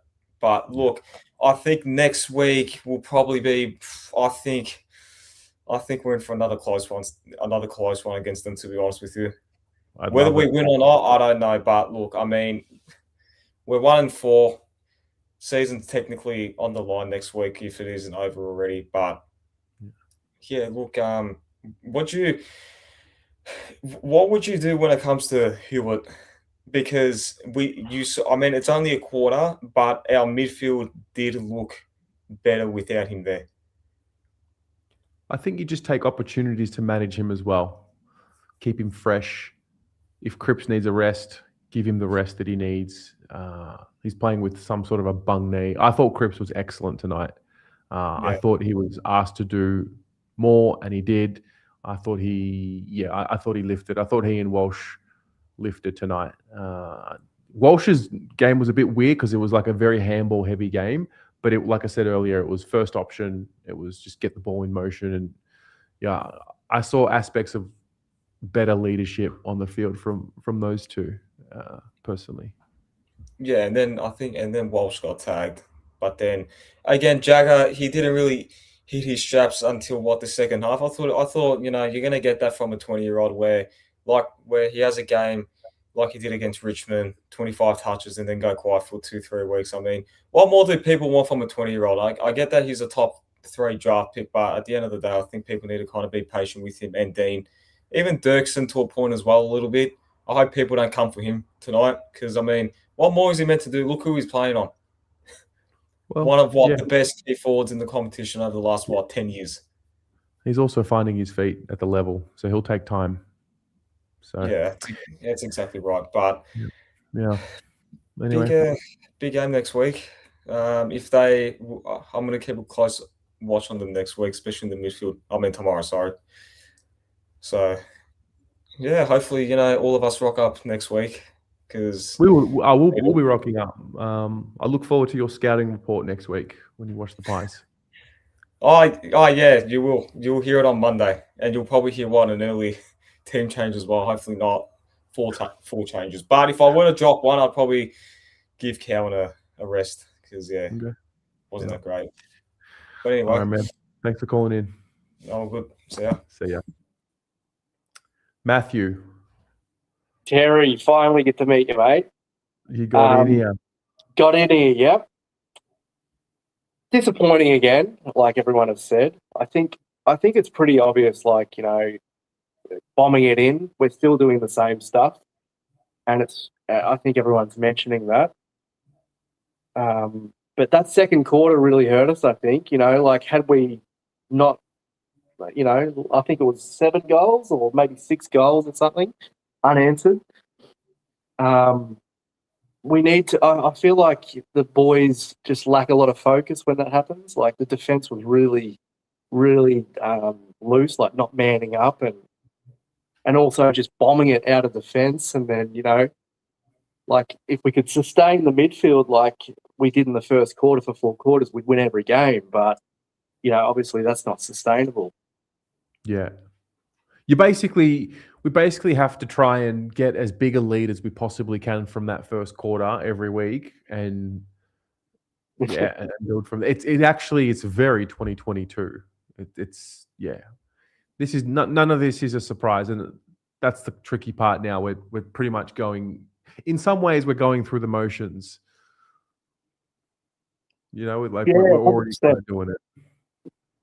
And I kind of feel like I know everyone's attacking Boss, but tactically, I feel like like everyone's saying, I think he's let us down a lot. But you feel for him too, because I think our list, I didn't tip us making top 12 like after the changes from last year. Like I'm not surprised where we are. And it's easy to put that on Voss, but I don't think it's obviously just his fault as well. Like our list, massive changes. Harry, everyone's kind of bagging out Harry too, and I agree. Like he presents, but that's all he's giving us at the moment. Yeah, I was talking about it earlier. I just need him to lift. We desperately need him to lift and clunk a few, get some confidence. And it's the going to ground. It kills me. It kills me watching it happen. It's the constantly going to ground. So frustrating. And it's the I find he likes to lock in his opponent's arm here and try and get the free kick as opposed to just play the ball. I'm so sick of him playing for free kicks, putting his hands up, playing for the frees.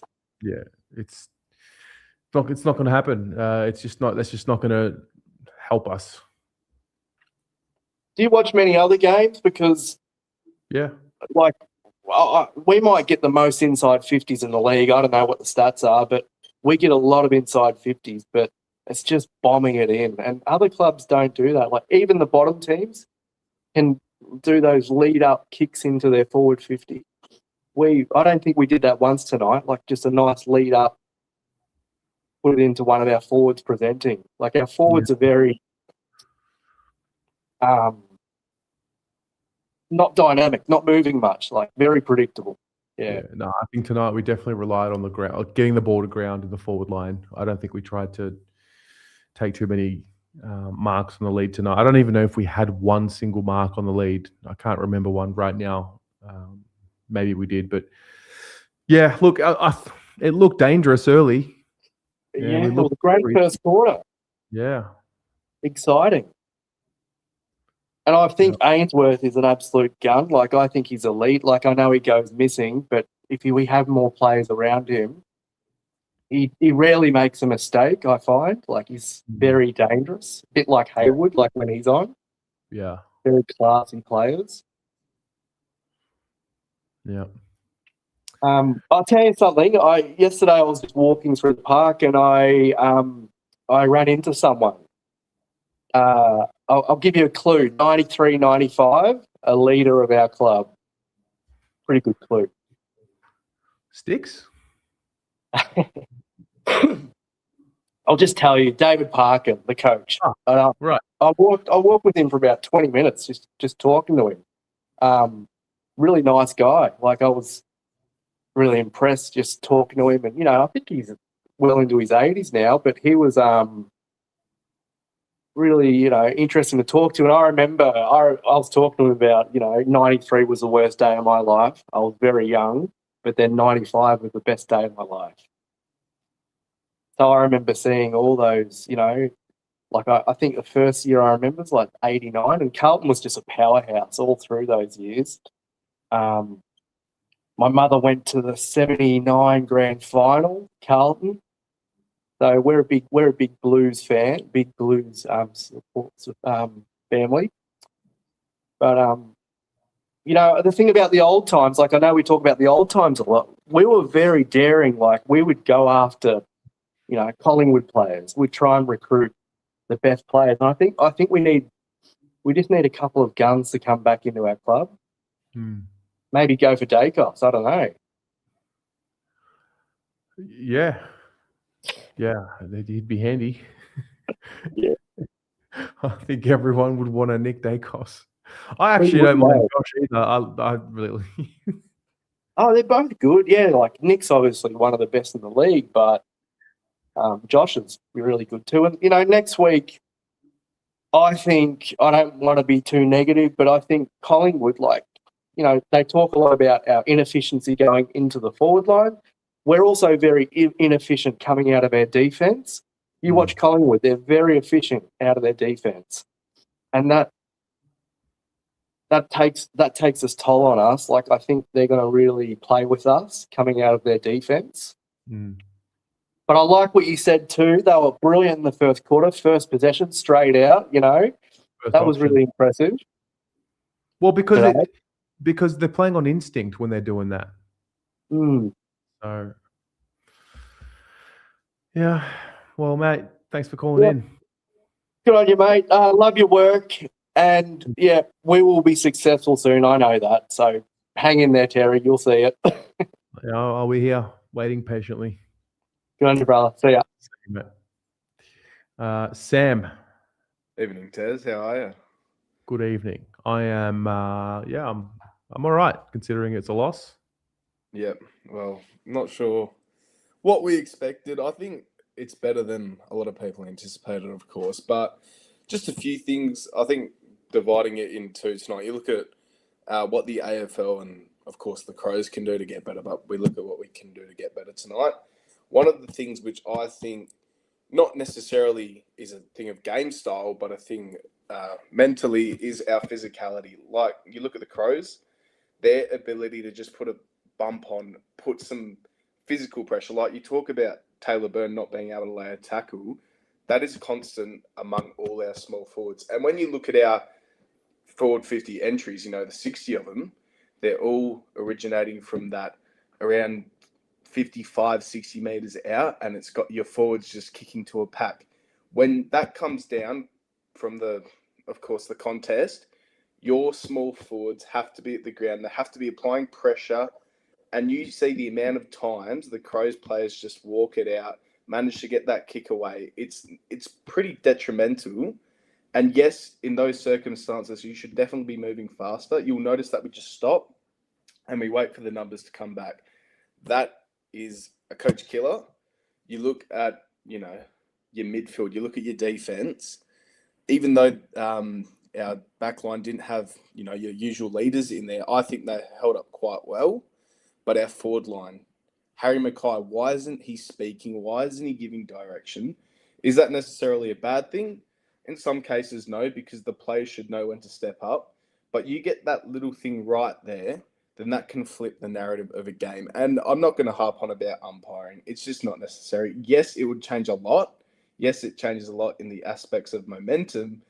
But when you get those sort of things right, those little nitty-gritty things right, then it just works a charm. So I'm not too sure if you saw that much, but just that holding off going inside 50. And once it goes in slowly, our small forwards' inability to really tackle, apply physical pressure, like the pressure acts are definitely there. Like Taylor Byrne, Frankie Evans, they're definitely present. It's just they got to get a hand in. Yeah. No, well said. Yeah, absolutely well said. When it comes to next week, how many of those boys did you bring in? Hewitt, Lord, Wiedering, Dean, Hayward. Hayward. Yeah, well, it's actually ironic that you say Hayward there, because I distinctly remember at the North game, I was posted up on the wing, and Hayward was actually giving Taylor Byrne directions, very, very audible, like you could hear it from the stand. And I just think about that moment. You know, he hasn't been, of course, fit and firing this year, Will Hayward, but you look at those things and those attributes that he brought over from Sydney. Would you say leadership was one of them? Because that's what I could see. Like, he might have only had the 6 possessions, but when you offer, you know, that leadership and that ability to really converse and be united, then I feel as if that is something that you want in your team. And I think I looked at on AFL tables, his averages against teams, and I think Collingwood was one of the poorer sides he's against. So maybe running the VFL wouldn't hurt for Hayward, especially considering that poorer form. But then again, you look at what we've got on the field now, and it's like, maybe it changes. Like, I think there are 3 people that should hold their head up high after tonight. I think this might be a little bit controversial. I think Michael Voss actually should be in a position of, praise. And the reason I say that is that he's under pressure. He's fully aware of it. Is his job on the line? Well, that's something internal. That's something that we don't know, and we probably won't know as members and fans. But I feel as if, maybe that 5-goal burst from Adelaide in the second quarter, it's not up to him. I think when people go out and are very vocal about attacking the coach, even Gary Lyon, the dickhead, may I just say. Gary. Meow. What a knob, because you look at the people that are meant to be supporting Michael Voss. You've got a midfield coach, forward coaches. Even Lee Adams was on a thing before the game. I think it was 3AW. I could be wrong. They should be the first people stepping in and making those changes. It is not in the hands of Michael Voss. Yes, he's the one who ticks them off, but he's not the one who can snap his fingers and change the momentum of the game. That's just not up to him. The second person is Patrick Cripps. I think I read it was 26 disposals on the night. He hasn't been good, but he hasn't been bad coming in. And yes, even though he does struggle to finish in front of goal, I think it was 2 behinds on the night. I think he's just effort. Like, he was a very resilient player, and I think that's something that, shows he's earned his captaincy and will continue to earn his captaincy. And the third player, I hope I don't cop a bit of flack for this, but Lewis Young. I think that he did a really good job tonight. Phil Thorpe only kicked the 1 goal. You look at the people supporting him, and the Crows, of their 17 goals, I think 9 of them came from their small forwards and Keys, Rochelle, and Rankin. So they kicked over half their goals from small forwards. I think only Tex and Thilthorpe combined for 2. So, is that a thing of our defense? Is that a thing of our midfield not being defensively orientated? You look at those things and you're like, yeah, we can tighten up there. But then again, what do you expect when, 5 of their goals came on a run in the first 10 minutes of the second quarter? Like, I think that's been blown out of proportion. I think the 28-point margin from tonight doesn't tell a whole lot about how the game actually went. And, it's just little things about momentum. Shit happens. It's going to continue to happen. There will be a game where it goes our way. It's just a matter of capitalizing. And I guess, we can say all these things and, we're not experts. We see it how it is. There's probably hundreds of laptops in the Carlton change rooms, which, firmly tell the stats. But, it's just one of those things. That's how I've seen it. Basically, to summarize that, just get it in quicker, small forwards, pressure on the footy, and just the more leadership. Be vocal. Just because you're not in the leadership group doesn't mean you're not a leader. 23 players on that field. 23 players should have that voice and should be able to give directions and be present. I love it. Well said. Thanks for calling in, man. No worries. But I've got one question, and you look at the ARC decisions from tonight. Now, if I'm not wrong, the rule is last disposal. If I'm not wrong, it's not last possession; it's last disposal. So my question is, when it comes off a player's knee or foot from just rolling around, it's not counted as a disposal. So why is it a free kick against? Mate, that's a great question. I wish I had the answer. Well, yeah. I left this game asking more questions about the rule than what I have answers. I think that's constant amongst everyone in the league. But thanks for having me on. I haven't been on since the Geelong win in 2023, round 2. So I'll just, I've seen a tush been on. Like, I tune in quite regularly, like, for the fan camp, of course, for the various shows. But I just thought I'd give my 2 cents. I think. No, thank you. Yeah, no, it's great to have you on. I really enjoyed listening. Keen for the Collingwood game, 90,000. I think a Tushy's coming on now. Look at him in the He'll chat. be on. Yeah, He'll be on. Props to you, Terry. You have a great night, and yeah, keen to see you next week. See you, brother. All right. Speaking of the devil, well, he's not the devil, but it's a tush. Come on. What's up, Terry? How you going? I'm good. Just another. Bro, that loss wasn't that bad. I'm not even cut. I'm actually like. Yeah. I'm not devastated by that. I can work with that. Yeah, 100%.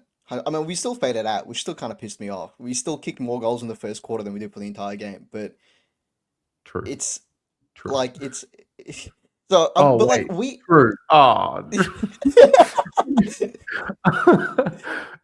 Are we being conditioned? Is that what's happening tonight? I think we all just knew it was. I think we all just were waiting for like a 60-point loss, and then we didn't lose by that much. Yes. So I think I think like honestly, Terry, I think that's the best we played all year. Oh fuck. I think that's the best we played all year. Like genuine, like there was intent there was effort. I think we just got outcoached. I think the blame of tonight just falls on Michael Voss again. But I think like on an effort base and like tackling, bro, we had like 87 tackles. It's the most tackles we had all year. 87 tackles for the game? Yeah. Yeah, damn. Yeah, we did too. Yeah, fair enough. Okay. So I mean the effort was there. Like it's what I wanted to see, but again, it's just coaching that comes down. Like, you know what really annoys me, Terry? And I don't want to come on and be like, I'm resting the entire hope of the club on an 18-year-old kid, 19-year-old kid. But Jagger Smith not playing in the midfield, it doesn't make sense to me. Because he's not doing anything on a... I understand you want to protect the kid, right? I fully understand. But it's not like he's the only midfielder there. I mean, you got Cripps there, you got Chera there, you got Walsh there. You got other names running through there. I'm not saying to play him 25 centre bounce attendances or like play him 100% midfield time, but you got to run him more than 10 times a game. Like, bro, Hudson O'Keefe had more, and I understand Hudson O'Keefe's the ruck, but like Zach Williams had more centre bounce attendances than Jagger Smith. I don't think we should be doing that. You know what I mean? Like, he looked lost out there. Like, and like I feel like that was his welcome to the AFL moment. I feel like he's had it easy a little bit. He's come on and he's killed every single game, but that was like a hard game for him. But he fought into the game well. I think he had 5 touches at halftime or something like that. And then he ended I think he had like 57% game time in the first half, something like that. And then he played a big chunk of the second half. So I think they played around with his rotation. I've just noticed here, Hudson O'Keefe played 32% game time. Yeah, I'm so glad we brought him. Yeah, that is right. I saw that. I was going to bring that up. I'm so glad we brought him in. You know what confused me? It's like we took out Hewitt, which by the way, I am fully on board with that Hewitt call, and I don't think he makes it back into the team for a long while, especially with Lord coming back in. But we took out Hewitt to bring in speed, which I was like, yeah, Michael Voss, that's a great idea. And then we brought in a toll. We brought in Hudson O'Keefe. Yeah, that was. I'm not gonna lie, I had like a mini crash out on the team show last night. But like, why? Why has he done that? Jen, is there anyone in the chat, like a Michael Voss defender, that can sit here and tell me why he did that? I don't know. Like, it makes no sense to me. I stopped trying to make sense of things a long time ago. Nothing makes sense. Like, honest, like Terry, like that game, I feel like, but honestly, and like I'll say this, I don't think we're that far off it. I don't think we're in for a 10-year rebuild after watching that. Like, I don't know if that's like insanely optimistic. I don't know if I'm losing my mind.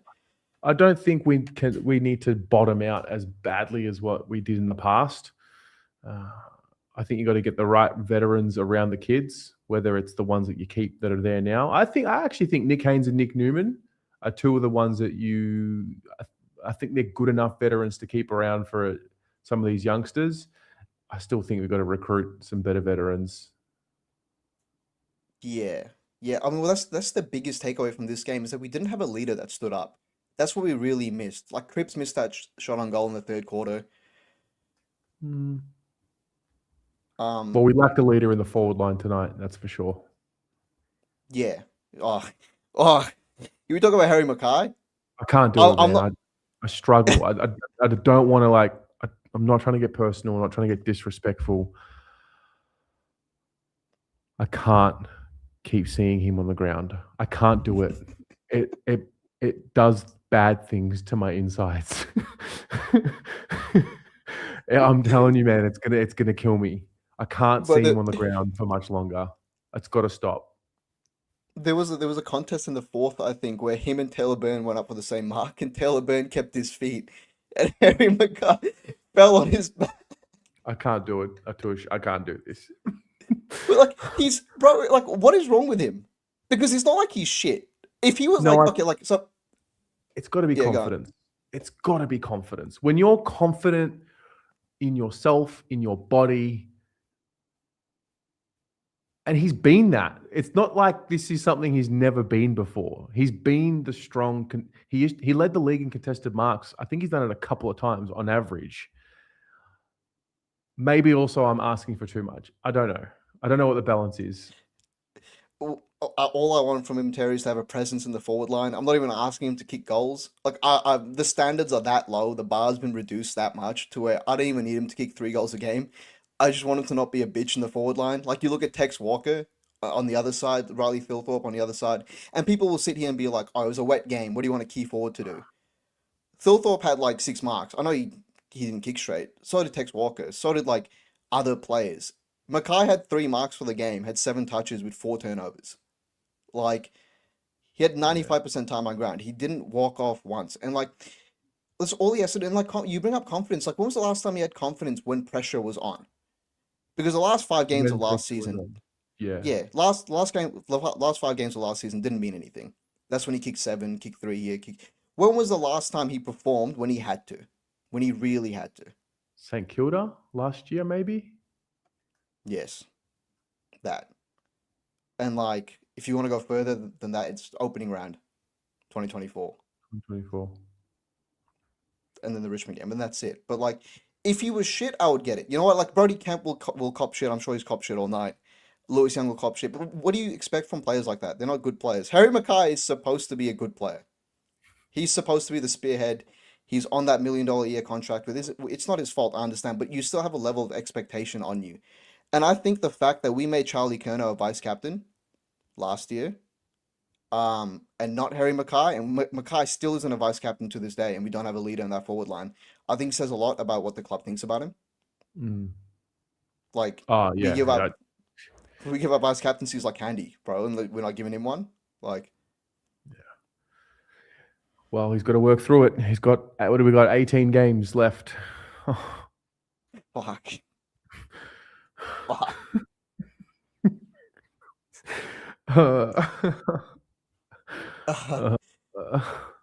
We got Collingwood next week. Hey, you know what, bro?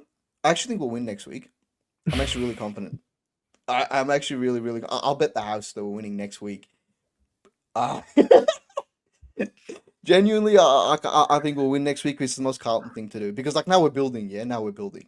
Like, bro, it cooks me with this team because, like, why can they play football for like a quarter, a half? I would be happy if they were shit consistently. At least then I can be like, oh, we're just not up to it. But we are up to it. We're up to it. Just not all the time. Wow, the delusion usually kicks in like around 14, 15-ish. Yeah, we're talking around 6. I will say this. Collingwood don't seem to have the same killer instinct. So who knows? And we're going to get 4, maybe 4 or 5 players into the team next week. I reckon Wiedering and Dean will play. I reckon Hayward will play. I reckon Cooper Lord will play. And then the question is, does Hewitt play? Hewitt doesn't play. Like, that is the best I've seen our midfield for a long time. Like, the first 2 centre bounces, when Florent kicked it out the middle, Elijah kicked it out the middle, that is what our midfield should be. It just doesn't work. Like, Hewitt, like, just for everyone in the chat that doesn't understand, Hewitt and Cripps are the exact same player. They bring you the exact same thing. You can't have 2 contested, flat-footed balls in the same midfield, right? And neither of them can go forward, so you can't rotate them forward, and having one on the bench is a waste. So you got to just have one of them in the team, and the other one sits in the 2s. That's why Voss did that, which was great. I'm like, oh, speed in the midfield, and then Hudson O'Keefe comes in. I'm like, sick. You've just undone all your great work, Voss. So beautiful. Yeah. Beautiful. Well, it was a selection statement that people were asking for. I wonder if more are coming.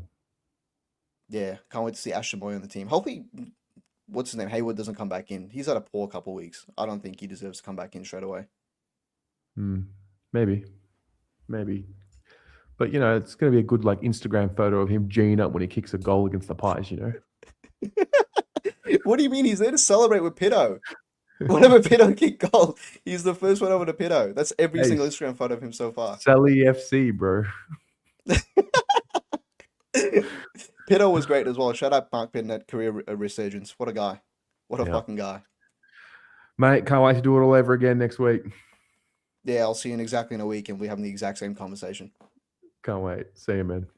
See ya. Jad. Terry. Do you know what I love about Atush?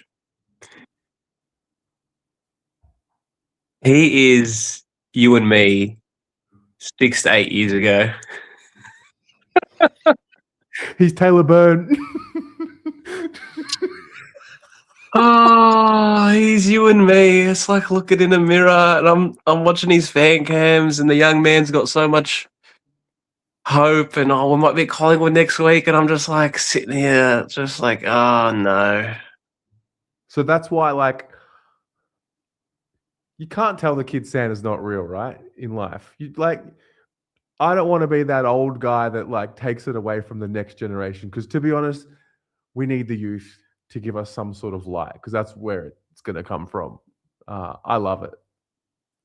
Yeah, nah, I really enjoy watching him. I sent him a message saying a while ago, don't let the club destroy you like it has us. Yeah. Tonight, do you take something from that tonight? Was it as good or bad as what you thought it would be? I don't know. How did you watch tonight in the performance? I got really frustrated. That was the loudest I've been in a long time watching our game. Really? Yeah. You know what? It was the umpiring that got me today. I don't know. My inner nuffy just still can be brought out when what I felt with Adelaide is they're like a version of Carlton under Voss in when we went on that amazing run. They're like us. They're like that version of us, but on steroids. So when I could see the game was unfolding and we're able to match them in the contest, and they play a slightly similar way to the way we play, I thought, okay, maybe there's something we can get out of this. And then I really felt like whenever we tried to build a little bit of momentum, an umpiring call would just bring it all down. And it doesn't have to be big calls; they're just little things. And for a team like our team, we need everything to go away. And I just didn't feel like we got any foothold in momentum at all, and just kept getting undone. Whether it be a centre clearance, free kick, or a slight grab and a fall and free kick, or it just never got going for me. It was so frustrating, man. I was pulling my hair out, far out. So this is going to be a full nuffy take, but I felt like that in the last 5 to 10 minutes of the game last week when I watched it on replay when the emotion was gone. I felt like the umpires played to the occasion of, oh my God, it could happen again, personally. And then tonight, in moments, I felt like it was WWE coded, like it was all part of some sort of plan. Because I'm with you, they worked hard. We're not very skilled as it is. We don't do ourselves favors. We make errors. We don't need momentum to be started from an umpiring decision. We can't even handle it when it's not an umpiring decision. We seem to undo it ourselves, and I felt the same. I just felt like Adelaide had to win that game more for the plot than Carlton. Yeah, and it's just for where we are. We need everything to go away. We need. It sucks, but we need a bit more luck than that to generate any sort of movement and momentum. So I've actually lost it. I was lucky I was watching alone at home because I was just fucking fuming. But What was the one Man, that I got think we're you? What was one of the ones that like really like baited you? it started in the second quarter. Those 4 frees that led out of the center that led to 4 goals, and then I saw. Then just from there, like just thinking of it now, it was more the ones they got, and then the same thing we weren't getting in our forward line, and God forbid we get a free kick in our forward line. Highs being missed, jumper tugs being missed, just felt like a conspiracy theory, like what you said. It felt like bloody wrestling. I'll tell you the one that like got me, like the first one that really sent me. It was second quarter. Yep, the Crows have kicked 5 in a row. Carroll takes the mark, kicks the goal, stems the bleeding, and then I promise you, I'm not lying. Ollie Florent was hit in the head, and they didn't call it. And that's when the ball went over the top to Keys for his little dinky over the top Joe the Goose goal. That's the one. That's the exact one that sent me. It was a high. It was a high across the neck, yeah? Like a glancing forearm, and they just nut. Couldn't believe it. I was screaming, that's fucking high. Oh, man. No, I call the umpire a cheat. Yeah. And one that really got me going was when Rochelle kicked his 3rd or his 4th, and I'm just like, oh yeah, cool. We're just going to let him do this. We're just going to let him keep doing it. Out the back of stoppage and forward 50 on his own. No one wants to touch him. No worries, mate. Go ahead. But how did you? I asked this earlier. This is what we've got. This is the team for this year. How do you think we can add the layer of scoring from the back half? Not all the way. You can't go all the way. You got to balance it. How do we do it this year so it's not a complete waste of a year? Do you mean transitioning from D50, like from a kick in sort of thing? Mate, I don't know, man. Because as much as I believe it's coaching, I just think this list is so bad, Terry. And it's weird because as I've come on in previous weeks, I started from here and I was like, okay, the list isn't that bad. It's not going to need that much. And every week I just seem to regress and start thinking, shit, like it's bad.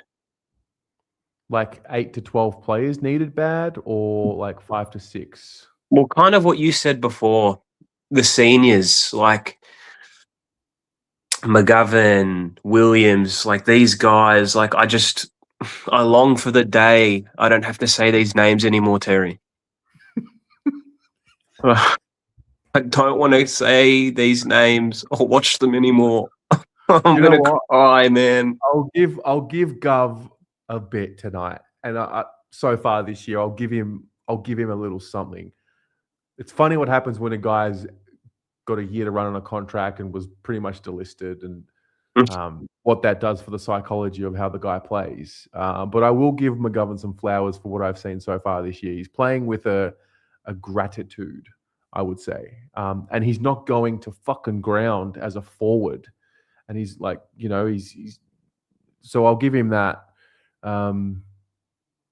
Yeah. It's just the overall. I'm not picking on him tonight because he was okay. But it's just the overall thing. We're not going to go anywhere with players like that, unfortunately. Jagger Smith, man, is he a bad kick? Or am I just really confused? If he is a handball player, then I'm going to be furious. That make me laugh because I'm fucking worried. If he is a handball heavy only player, then what the fuck, man? Because look, when I watch him kick, it looks good. Mechanically, it's nice. It's a controlled drop. It looks good, but I just can't work out: is there a technical flaw in his kicking, or is it just a bad decision in a poor system where the ball's just not going to the right spot, or what is it, man? Because I'm starting to get concerned, dude. I just think we've got to temper expectations with him. That's all. It's hard. I get it. It is fucking hard because I really like him, but I'm starting to get shaky. I like him. I just don't want to put the do you see the thing during the week? Like Lucas Kudafiti's played well in the under 16s game. Oh. And I was like, no, stop it. Stop. Everyone just stop it. Mate, do you know when I walked into work, I think it was yesterday, one of the comments someone shouted at me was, "Did you hear about Kuda's son?" And I'm just like, oh, for fuck's sake. I'm just going to keep walking. My God. I just want a football club. A real football club. Like, and and then they're telling me, oh, well, now because the AFL's changing the father-son rules, you're going to have to pay up for him. I'm like, yeah, mate. Well, let's wait till we get there. Fuck me, Dad. It just, I don't know. I don't know how to exist anymore with this shit. I really don't know. Yeah. It's an arranged marriage. It's like an arranged marriage that you just can't get out of because we're living in olden times. I'll give one guy a shout out.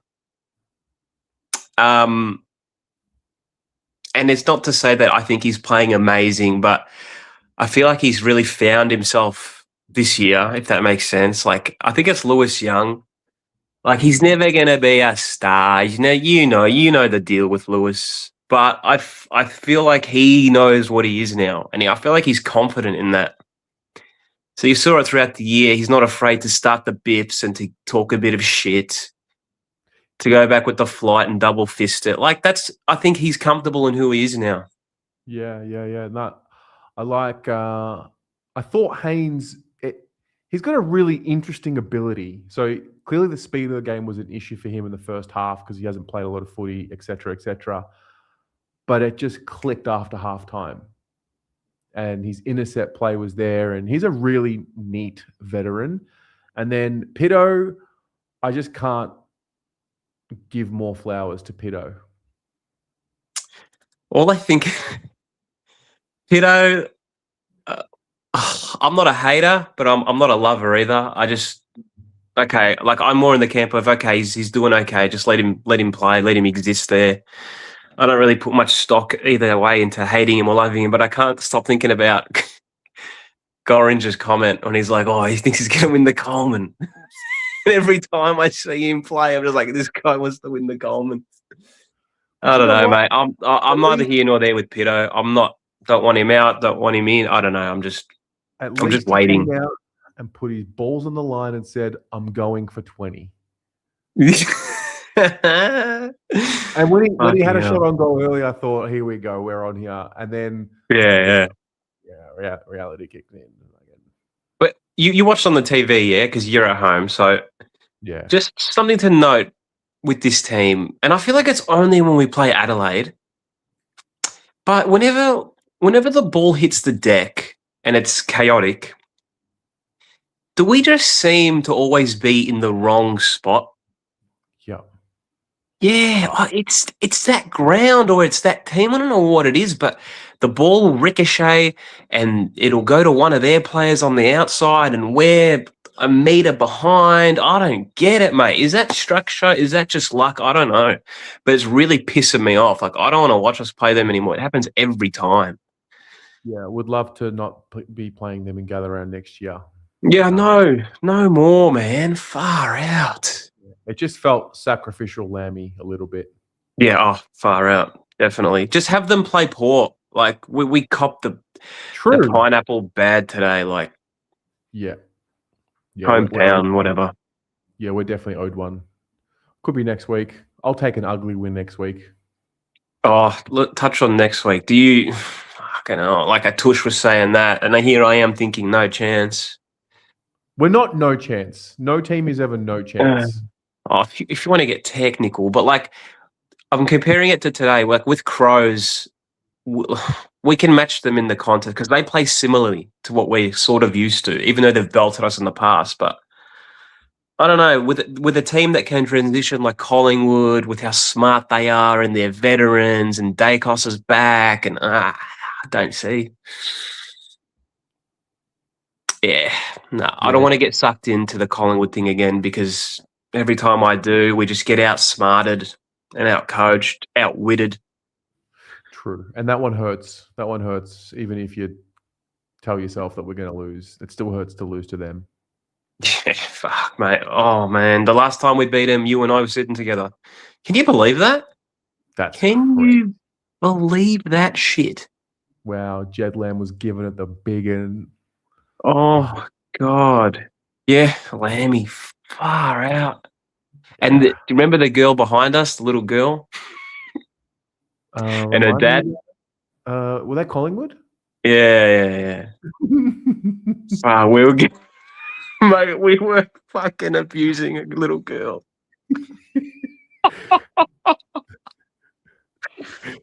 No wonder we're shit.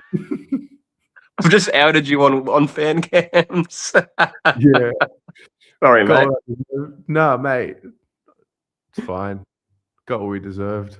Look at us now. Yeah. Oh, yeah. We've paid 5 years for that night. My God. It's like we're just being taught what it really takes to win. The generation before us were just born into it and thought, this is just how it is. We're really being made to understand what it takes, like the price of winning, the actual price. Do you think we're going to be in our 60s, like when we win a flag? Like, is that the path we're on? At this rate, I reckon it'll be. I mean, I'm 35 soon. Fuck, man. I'm 33, mate. So what have we got? What you reckon we'll be in our 40s when it happens? Or fuck. Yeah, like we'll be taking our children probably to yeah. But we'll be telling people around us not to swear at the footy because we've got our kids with us. We're going to be them. We're going to be those people. I don't know if I'll be that. I mean, I say I won't, but we'll see. Yeah, I don't know. Oh, my God. Lucas Koutafidis will be captain. Fuck. Oh, can't wait for Cody, mate.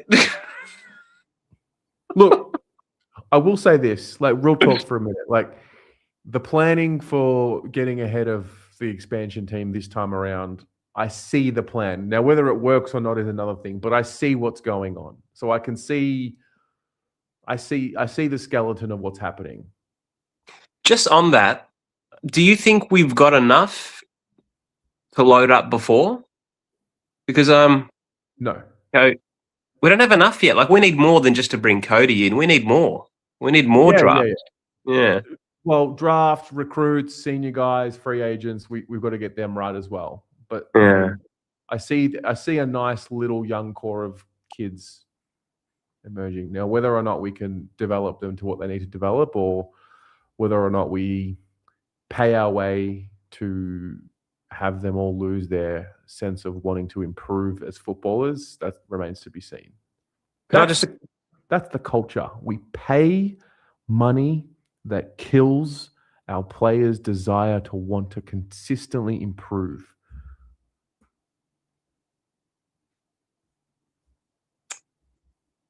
Or we just absolve them of responsibility. I don't know, man. Lockie, like one player, just before I go, Lockie Cowan, dude. I'm really struggling to see it, Terry. I'm really struggling to see it. The last time I felt positive about him was when he kicked that goal against the Cats and we had that great win. Like he's got a great look, good size, aggressive, but other than that, mate, I don't know. Is this just another guy that we've forced into regression with our inability to develop? Yeah, I'm a bit concerned with what's happening there as well. Yeah. Remember, he seemed to be on the cusp. Do you know, I have a good friend who I said to him, this is bad from me. I said, man, this kid Lockie Cowan, he's Tom Stewart. Go to bed, Terry. Go to bed. 5-time All-Australian. Yeah. You should have kept that one to yourself. Like that's fucked. Yeah, that's bad, isn't Tom it? Stewart, Terry. Yeah, I know. Tom I don't Stewart. know. I thought I saw it. I didn't see it. Oh, yeah, like I've made bad ones too, mate. Yeah. That's what they do to us, this club. They make fools out of everyone, eh? Everyone. Yep. Everyone. Fools. Think about this. There's no one out there in existence who's never got anything wrong about Carlton. Like, there's no one. You have these great Twitter accounts who are clever and they can, people know more about the game, but no one gets it right with this place. It's always zig when you should zag. Yeah. I don't know. Our timing's off. Yeah. All right, man. All right. See you Good next chat. week. You too. Good night. See you, bro. Let's go. We're going to go to the other side of the world. We'll start with Jeff in Thailand. Hello, sir.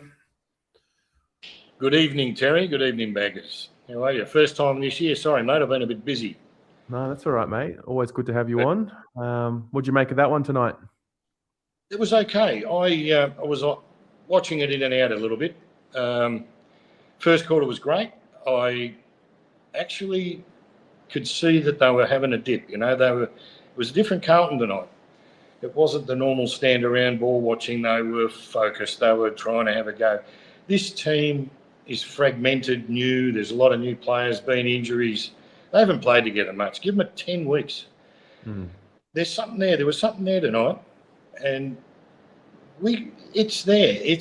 We're going to be competitive by the end of the season or halfway. What worries me a little bit is Harry's hard on himself. His brain's gone on holiday. When he comes up the ground, he looks good. He would be one of the better link guys hanging around the wings and centre with the kickouts and part of the route forward. And get Moyer in there, even get Harry O'Keefe in there and put Harry in the ruck. They can work 3 ruckmen around the ground and change over, just to change it up. Do something. Get Moyer in, because the game's going to pass Moyer by because it's getting quicker and quicker. He's lambasted into the seconds, and when he comes in, he's going to be lost. But they need to give him 10, 12 games to see what he's got. If not, move him on. But there was a little bit of zest there today, and there was something. Yeah, I definitely came away from that thinking, okay, well, I mean, the application can't fault it. Execution, sometimes the way that they use the ball just it was berserk. Like Jager Smith, he's in and under. He's an in and under player. And the last guy said he's got a 1/10 of a second to kick the ball. Like it's just hurl it onto the boot, get it out of there. Where what Cripps was doing a couple of seasons ago, he'd get into those mellows. He'd get a hold of the ball and he'd just do this massive 30-metre handball forward or wherever they were. They need to get that sort of stuff going again. We do not have a default defensive system. Like if there's a turnover in our forward line, we go in quick and it comes out quick. The whole fucking team needs to go into a defensive mode to block it, stop it, like really focus on it. I think Malthouse and it was the ex-North Melbourne coach before Pagan? him. Dennis Pagan? Pagan, yeah. He was very defensive, very good defensive coach. Look, I was watching Vossi there a bit today. He's getting fucking angry, mate. I mean, his lid might come off soon, which is probably what needs to happen. He's been pretty. I must say, considering where we are and the pressure and all the noise around Carlton, he has handled it pretty calmly so far. But hats off to him. Yeah. Shit. You even congratulations, mate. They're starting to notice the alternative media. Oh, old mate Gary having a pot shot. Yeah. I mean, thanks, Gary. Good on you, Gary, for bringing it up, mate. Welcome. Come on and have a chat. Get into Terry. I said, you got 100,000 supporters in Carlton. Don't piss us off. Yeah. You will. And that's the future, mate. This is the this is the way, as I was explaining to you, to get at the club with the supporters. The support, if they don't change anything or anything doesn't change, we can just support with your feet, stop being members, don't go to the games. And I'll tell you what, that'll only take 6 weeks and they'll shit themselves. Absolutely. But now they've got Morris and Blackburn as lawyers, mate. They're well protected, aren't they? Hey? That was a good little spin to get on board with their fuel. They got strategic partnership, right time, didn't they? You got your Ampol fucking yet, boys? Sorry, I won't go on a rant. But going to Adelaide, you got the 5 fuck ups. You know, Adelaide itself, the crowd, the weather. You're never going to get the fucking umpiring decisions in Adelaide. Never. Yeah. Adelaide, they umpire to the crowd. We were dealt quite severely today with umpiring, but yes, it can affect the game. It can affect the game, 12-point turnarounds, you know. But we were not given free kicks where they were being given free kicks, and then they got some silly good free kicks, right? You've got to work through that. You've got to take my take on all that shit is play the fucking game so the umpire can't put a bad call on you, right? You've got to play better than the umpire can umpire. And you see good teams do it. Geelong, Hawthorn, even North Melbourne last week. They get the ball out in the clear. Brisbane are good at it. You play that clear football, you know. They're all making position and it's clear. Make it easy on the umpire. That's a difficult game to umpire tonight because it was just a melee, you know. Yeah. But our boys dug in, you know. They had a crack. McGovern was there and about. McGovern in the forward line's great because when he fucks up, the ball don't go back over his head through the goals, you know. And that's good. I would get Harry up the ground more, involved in a bit more ruck, just to get him into the game, get his confidence up. Slap Moyer in the forward line and say, have a go, have a crack, son. What can you do? You know, because he's just gonna. And then the other guy that didn't get selected, give him a crack too. You've got to bring some of these blokes in, see what they got. Yeah. The season's gone. We're not going to make finals. I mean, you're not even going to get number bloody 12, you know. But get the games into the kids. This is the time you do it, and you build it, and you build that intensity. Get your defensive stuff worked out. Players can work together and start to get to know each other because they don't know each other at the moment that well. And get some pressure off out of the media and the fans. Will back them up. But if they don't do anything and it goes sour and it goes sideways and it gets worse, you've got to get off the bottom now. You've got to get out of bottom 4. That's the challenge. You can't be right in there. What we've got in front of us is going to be a difficult task, you know. So I think we played more of the game out today. There was a couple of sections where it got away from us, but we stayed in the game more. There was more intensity and more intent, and they wanted to do it. So that see what happens next week. See how they adjust to that. Yeah, probably get flogged by Collingwood, but all you want to see is that intensity and everything just building a little bit more, and then it'll start. You know. Yeah.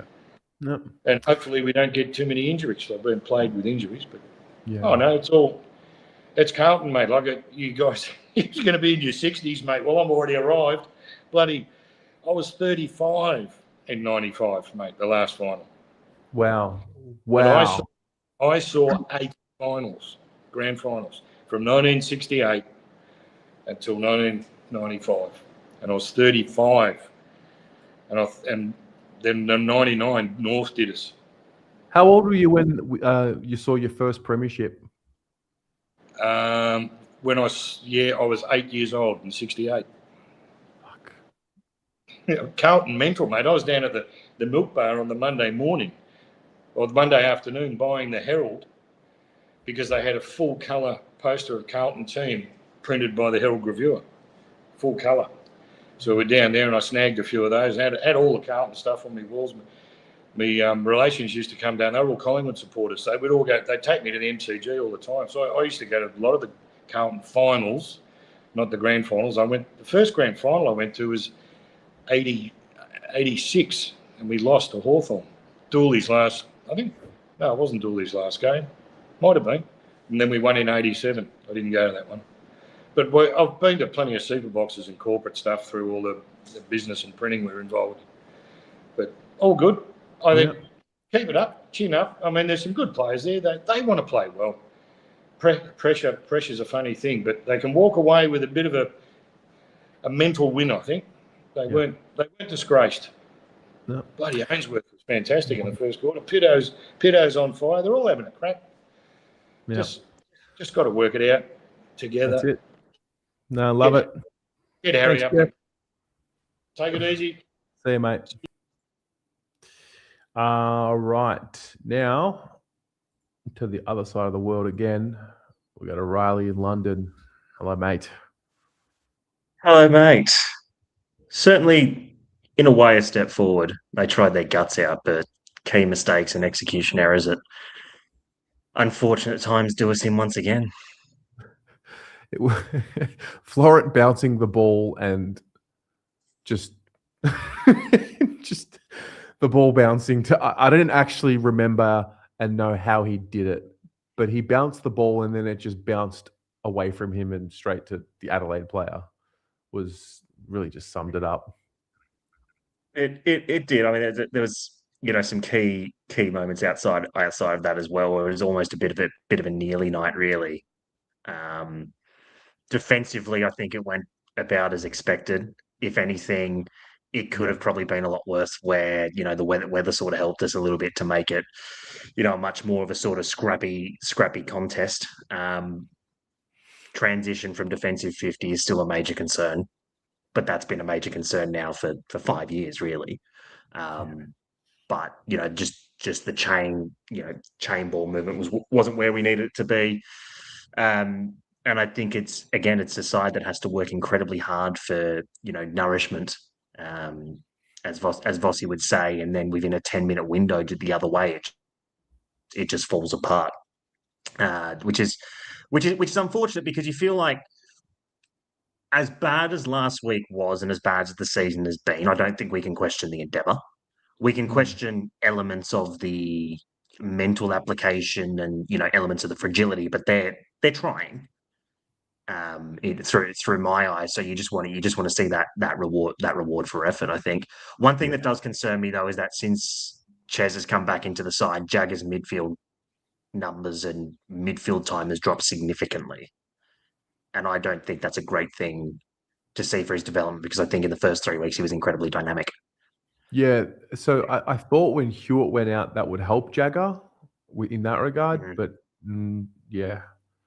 Yeah, No. they managed him. There was definitely some sort of a unique plan to not play heavy minutes in the first half and play a bit more in the second half, because I think he was on 57% game time in the first half, but he's ended up on He was 72%. So yeah, and he got more of the ball after half time, but it was incredibly rushed, and you sort of think when the weather was okay, a player that can be silky and break out of packs like that's probably a time where you'd want to use him. And Ches is that into our midfield, a more bash and crash. So look, it's one of those things. I think it's the class gap was also quite obvious. I mean, we don't have a Rochelle type, we don't have a Rankin type yet, or we don't have the consistent quality that they can bring.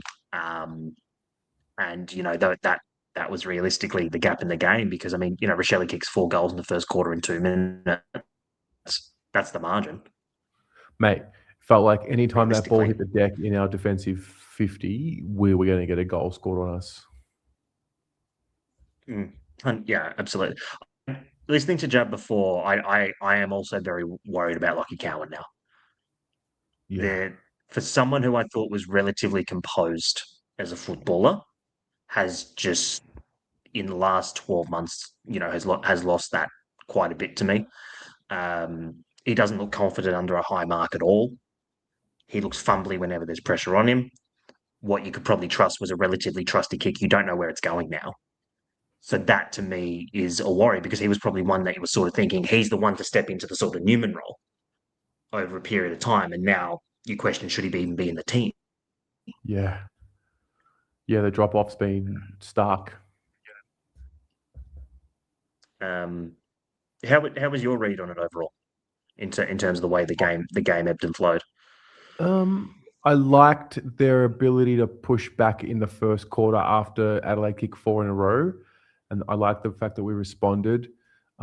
Second quarter, incredibly frustrating with just the lapses, but also didn't help with umpiring decisions going against us. I thought we were saved by the rain in the third quarter and just got the game back on our terms. I do wonder what would have happened if that stayed dry. But the fourth quarter was the one that was interesting for me because the third quarter to me equalized.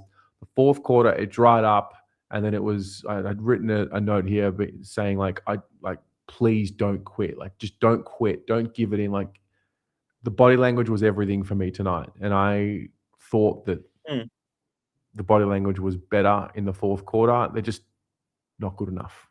Like, it's just not enough. There's not enough quality to win the game.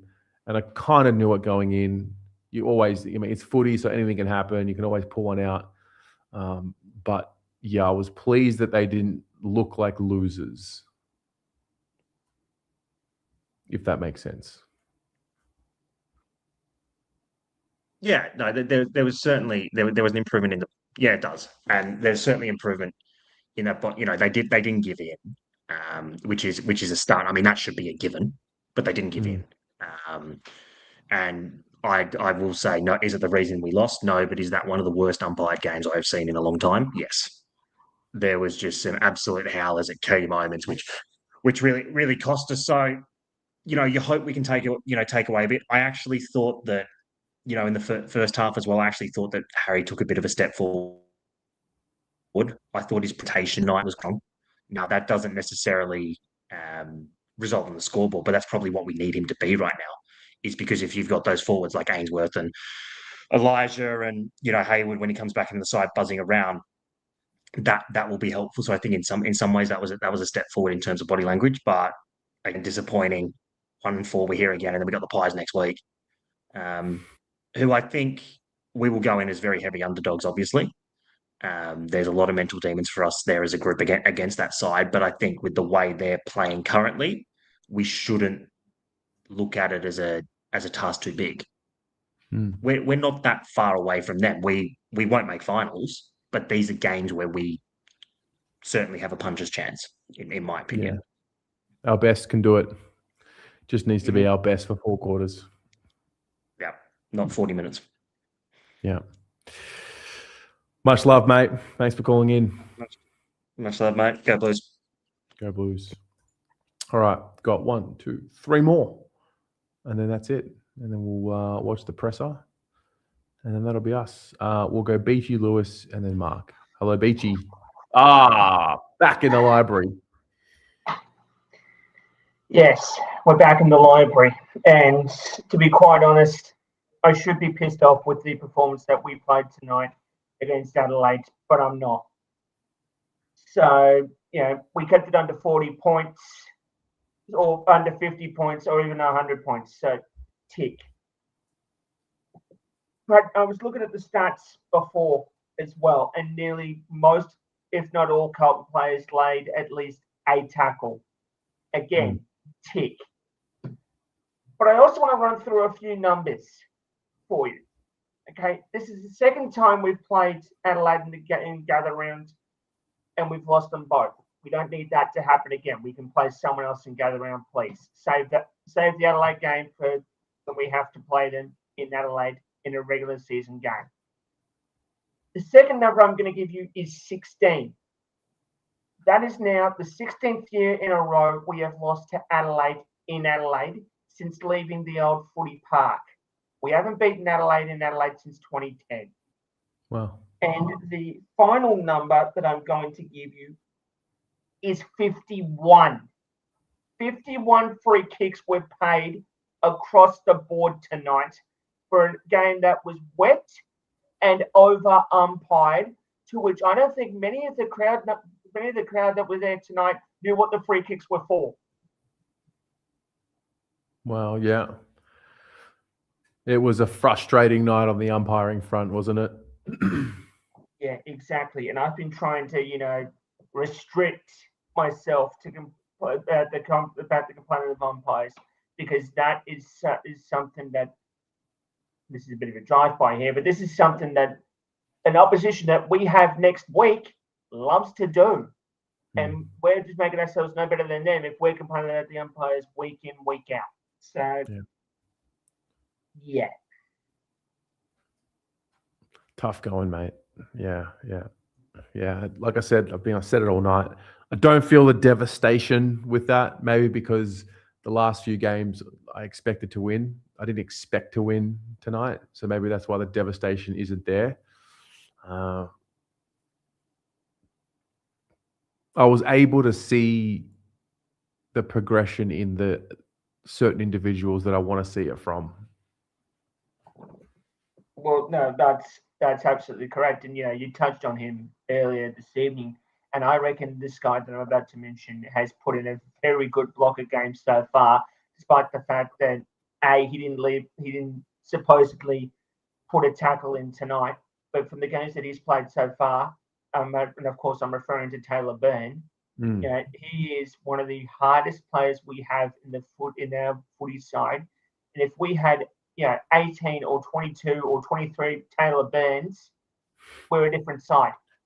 We're an absolutely different side. Even with the A graders that we have in the side with us. Yeah. I agree with that. I just hope we don't lose it. I hope he doesn't ever lose whatever spark he's got in there, because I like the way he plays the game. Well, we all did. I mean, as I said, you mentioned we got Collingwood next week. If he's bringing that to, say, Melbourne, North Melbourne, and Adelaide, imagine what he's going to do when it comes to the likes of Collingwood, Essendon, Richmond, Hawthorn, St Kilda. Those games now will mean a lot more to him than the ones he's played already so far. Yeah. Where are you sitting next week?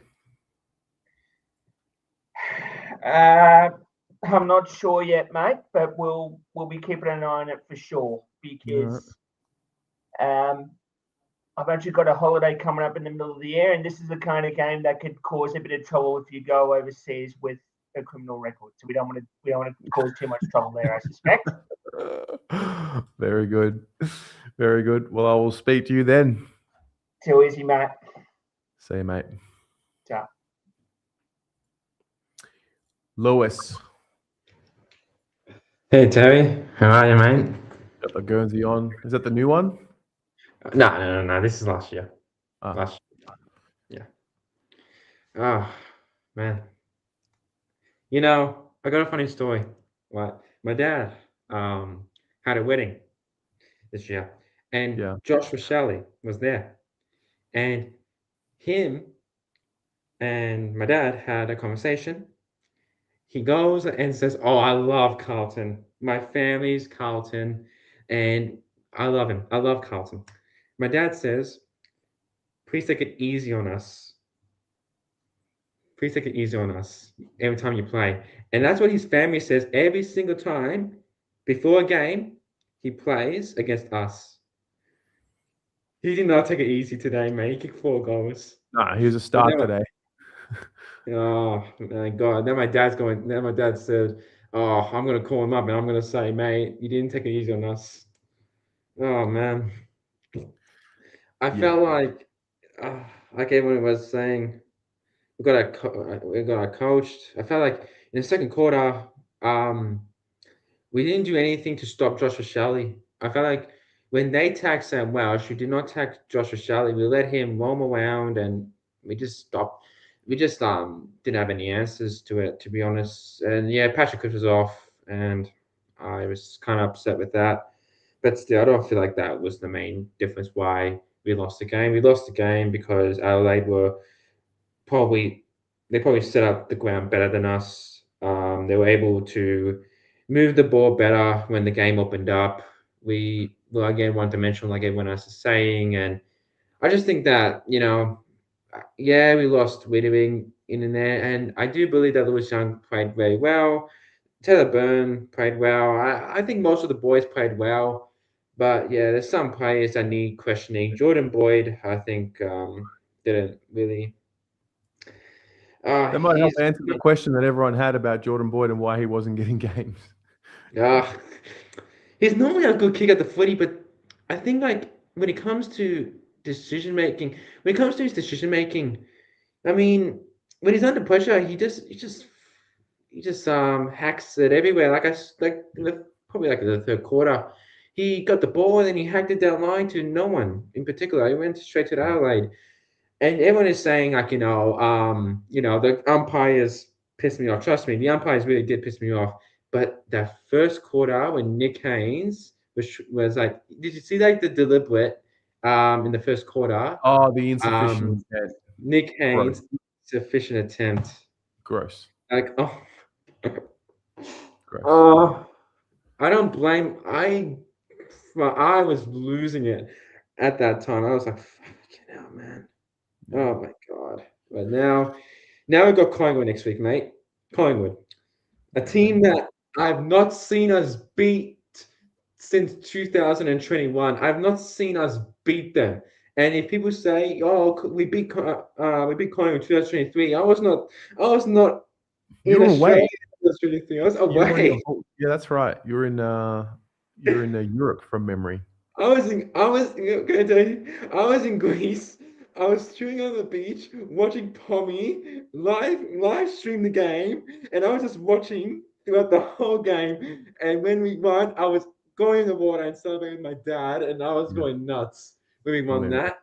But now, oh God, oh man, yeah. The guy ever gets a team that transitions the ball well. Yeah, no, they're good. We'll get a good look at them tomorrow night. Yeah. Oh, by the way, to make it worse for us, Nick Dacos is playing his 100th game against Carlton. Is it really next week? He's playing his 90th game. I saw it. It's 98. It's gonna be 99 tomorrow, and then against Carlton, it's gonna be 100. You can't make this up. He went for Carlton when he was a kid, and now he's playing his 100th game against Carlton. Oh man. Yeah. Anyway, Lewis. Anyway, Tez. We're Ward family, and I want to say one more thing. Sure. To Gary Lyon, I want him to shut up. To all you fans that come on the fan camps, you guys have a voice, and you should not be silenced. You have the right to talk about the club. You have the right to talk about your frustrations, and not ever let someone like him decide whether you or the other person not talk. All right? Because without our voice, I'm speaking as fans in general, including this live, including you and the other content creators that have AFL platforms, without our voice, the club is nothing. He has no purpose and he has no drive. So there you go. That is all I have to say about Gary Lyon and his hypocritical opinion about us. So anyway, thank you so much, Tess, for having me. I'll see you next week, and go Blues. Go Blues. Well said. That was very, very well said. Love that. Thank you, Lewis. All right. Lucky last. We'll go to Mark. Hello, sir. What's up? Mate, capping off, what was I mean, you were in Adelaide. Maybe you can tell us what you saw from your point of view. You went down to the city of churches and made your way to gather I'm around. just giving you a view of the outside, mate. I'm just currently in my Marriott hotel. Now it's obviously cleared, as you can see. And, I was at the city of churches. I mean, the only time Adelaide looked like premiership world beaters is they're 2-2 in gather round because they've beaten us while we've beaten up on the West. And that's the fact. And, when you got Rochelle running around like Modra Godra, Keys in particular, I mean, it was pretty inevitable, really, that it was just going to happen. He did it again. Yeah. He did it again. Goals, him, your Neil Bullens, Rankins, they're all just cherry pickers of the wineries that they are. They do this all the fucking time. Yeah. Usually we have With Adam the belt, mate. playing. They just belted us from literally that first 5 minutes of the second quarter. It was going to be how far. honestly. And let's face it, I don't know about everybody else's opinions. I mean, it's never easy when you are last that everything's already been covered. If it didn't rain, what was going to be the final margin? I was really worried that it was actually going to get really bad. Yeah, no, The rain saved us. I was very much the same. I thought so too. It just neutralized the contest, and then by the time the rain stopped in the fourth, I mean, the Crows didn't really. The interesting thing about Adelaide tonight, and when the game, when the weather cleared up in the fourth quarter, I was a bit worried that Adelaide would, because they've usually had that killer instinct at home against us, and they just didn't. And I don't know. I mean, you maybe give credit to Carlton; they didn't allow it to. Like they wanted to finish the game stronger than what the Crows seemed to want to finish the game stronger, and the Crows just seemed to just be playing it just at arm's length, and they'd done enough, and they just wanted to preserve their lead and go home. Pretty much, really. I mean, as usual, we always tend to have the first quarter that just obviously gets us going, and then completely stopped after that. Once again, it's the only thing really that's really keeping us in any games. But it is what it is. It is what it is. I really can't say much as far as your usual performers and ones that are obviously struggling. But I'll tell you what, I think Ollie Florence actually had a solid start for us, to be fair. He was one of our best with obviously, Walsh is on the mega deal. I guess it was no surprise for Cripps, which I've obviously had my fair share with him, considering that I've already now basically become a meme. Personally, I'm not. But I know that's the thing that's been going on. But I will say this, the only meme that's going to happen is us making a statement about Collingwood next week. Now, everybody talking about Nick Dacos's 100th. Have we all just turned blind? It's Voss's 100th game as coach of the club. Is it? Yes. He's now 49 wins, 49 losses, and a draw. And fun enough, not only he's had one draw as Carlton coach, he's only had the one solitary win against Collingwood. And that was 2023. Wow. So it's fucking time. It's fucking time to finally give them. Hang on a minute, Terry, because I'm still trying to keep myself warm after all that torrential rain that everybody, copped tonight. Just bear with me, mate.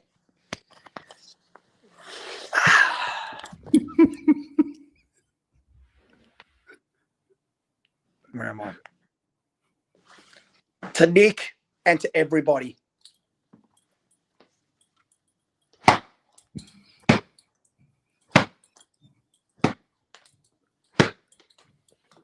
To his calves, ribs, anything, not even just him. That entire football club have given us mental scars, exactly what they've done to us. Whipped that crack. Yeah. And that first crack we get to them on Thursday night is exactly what we need to do against them. Enough's enough. Enough's enough. Mate, we avoided an ugly beating tonight. We avoided it. But at the same time, it's time to bring the last hurrah of this club. Whoever comes back in, whether Sard comes back in or we just don't play him at all, maybe Hayward's still got to prove himself if it means we don't play him next week. I don't know. If you want selection integrity, as you saw with Hewitt, is that the same for Hayward for once? We don't know. We don't know. But what I would do to be sitting here at 1 a.m. next Thursday going into Friday, having beaten Collingwood and whipped the Pies in Dacos's 100th, I don't think you realize what I would do to experience it. That would be amazing. Well, hey, the last time we beat Collingwood in our home game was 2012. Home game. It's long overdue, man. Long overdue. Yeah. I personally haven't actually seen us beat Collingwood in person for almost a decade, funny enough. Wow. Oh, you weren't there in 2023? I actually had like a friend's function. And yeah, heaven forbid, we just happened to close our eyes and went on a merry-go-round run, and then that's basically all been forgotten now until we happen to get there again. But this time, whenever we do get there again, you just have to capitalise, because right now there could be no tomorrow. Yep. True. Well, mate, thanks for cheering us all up as you always do. We'll see you next week. You know, I'm still a bit peed off that I've been in a few memes, but at the same time, I'll say this one last time. The only MEME should be our current board if we don't beat Collingwood next week, because who cares about little Dacos' 100th game and all these other milestones? We had milestones again tonight. So what? It didn't happen. Yeah, I know. But if there's really one, with the coach being under pressure, do it for Vossi's 100th. Do it for the entire club. And most importantly, do it for all of us paid up members and fans against that filth. Because we may not be going anywhere this year, but we don't want Collingwood to even get into that top 10. Put them down with us. If we're going to go down, we take them to hell with us as well. I'm sick of that little leprechaun swoop, Luke, having to always say stuff to you and to everybody year in, year out. Because again, whenever we go, they will never see 17. Yeah. It's us or it's never. You have a good night. Good night, Mark. Peace out.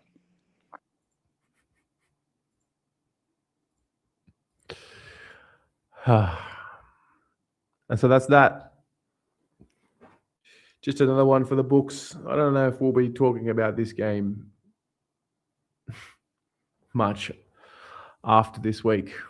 You know how certain games happen and then they come and they go, and then you never really think or talk about them ever again? I think this will be one of them. I mean, the Crows were better than us clearly tonight, but it's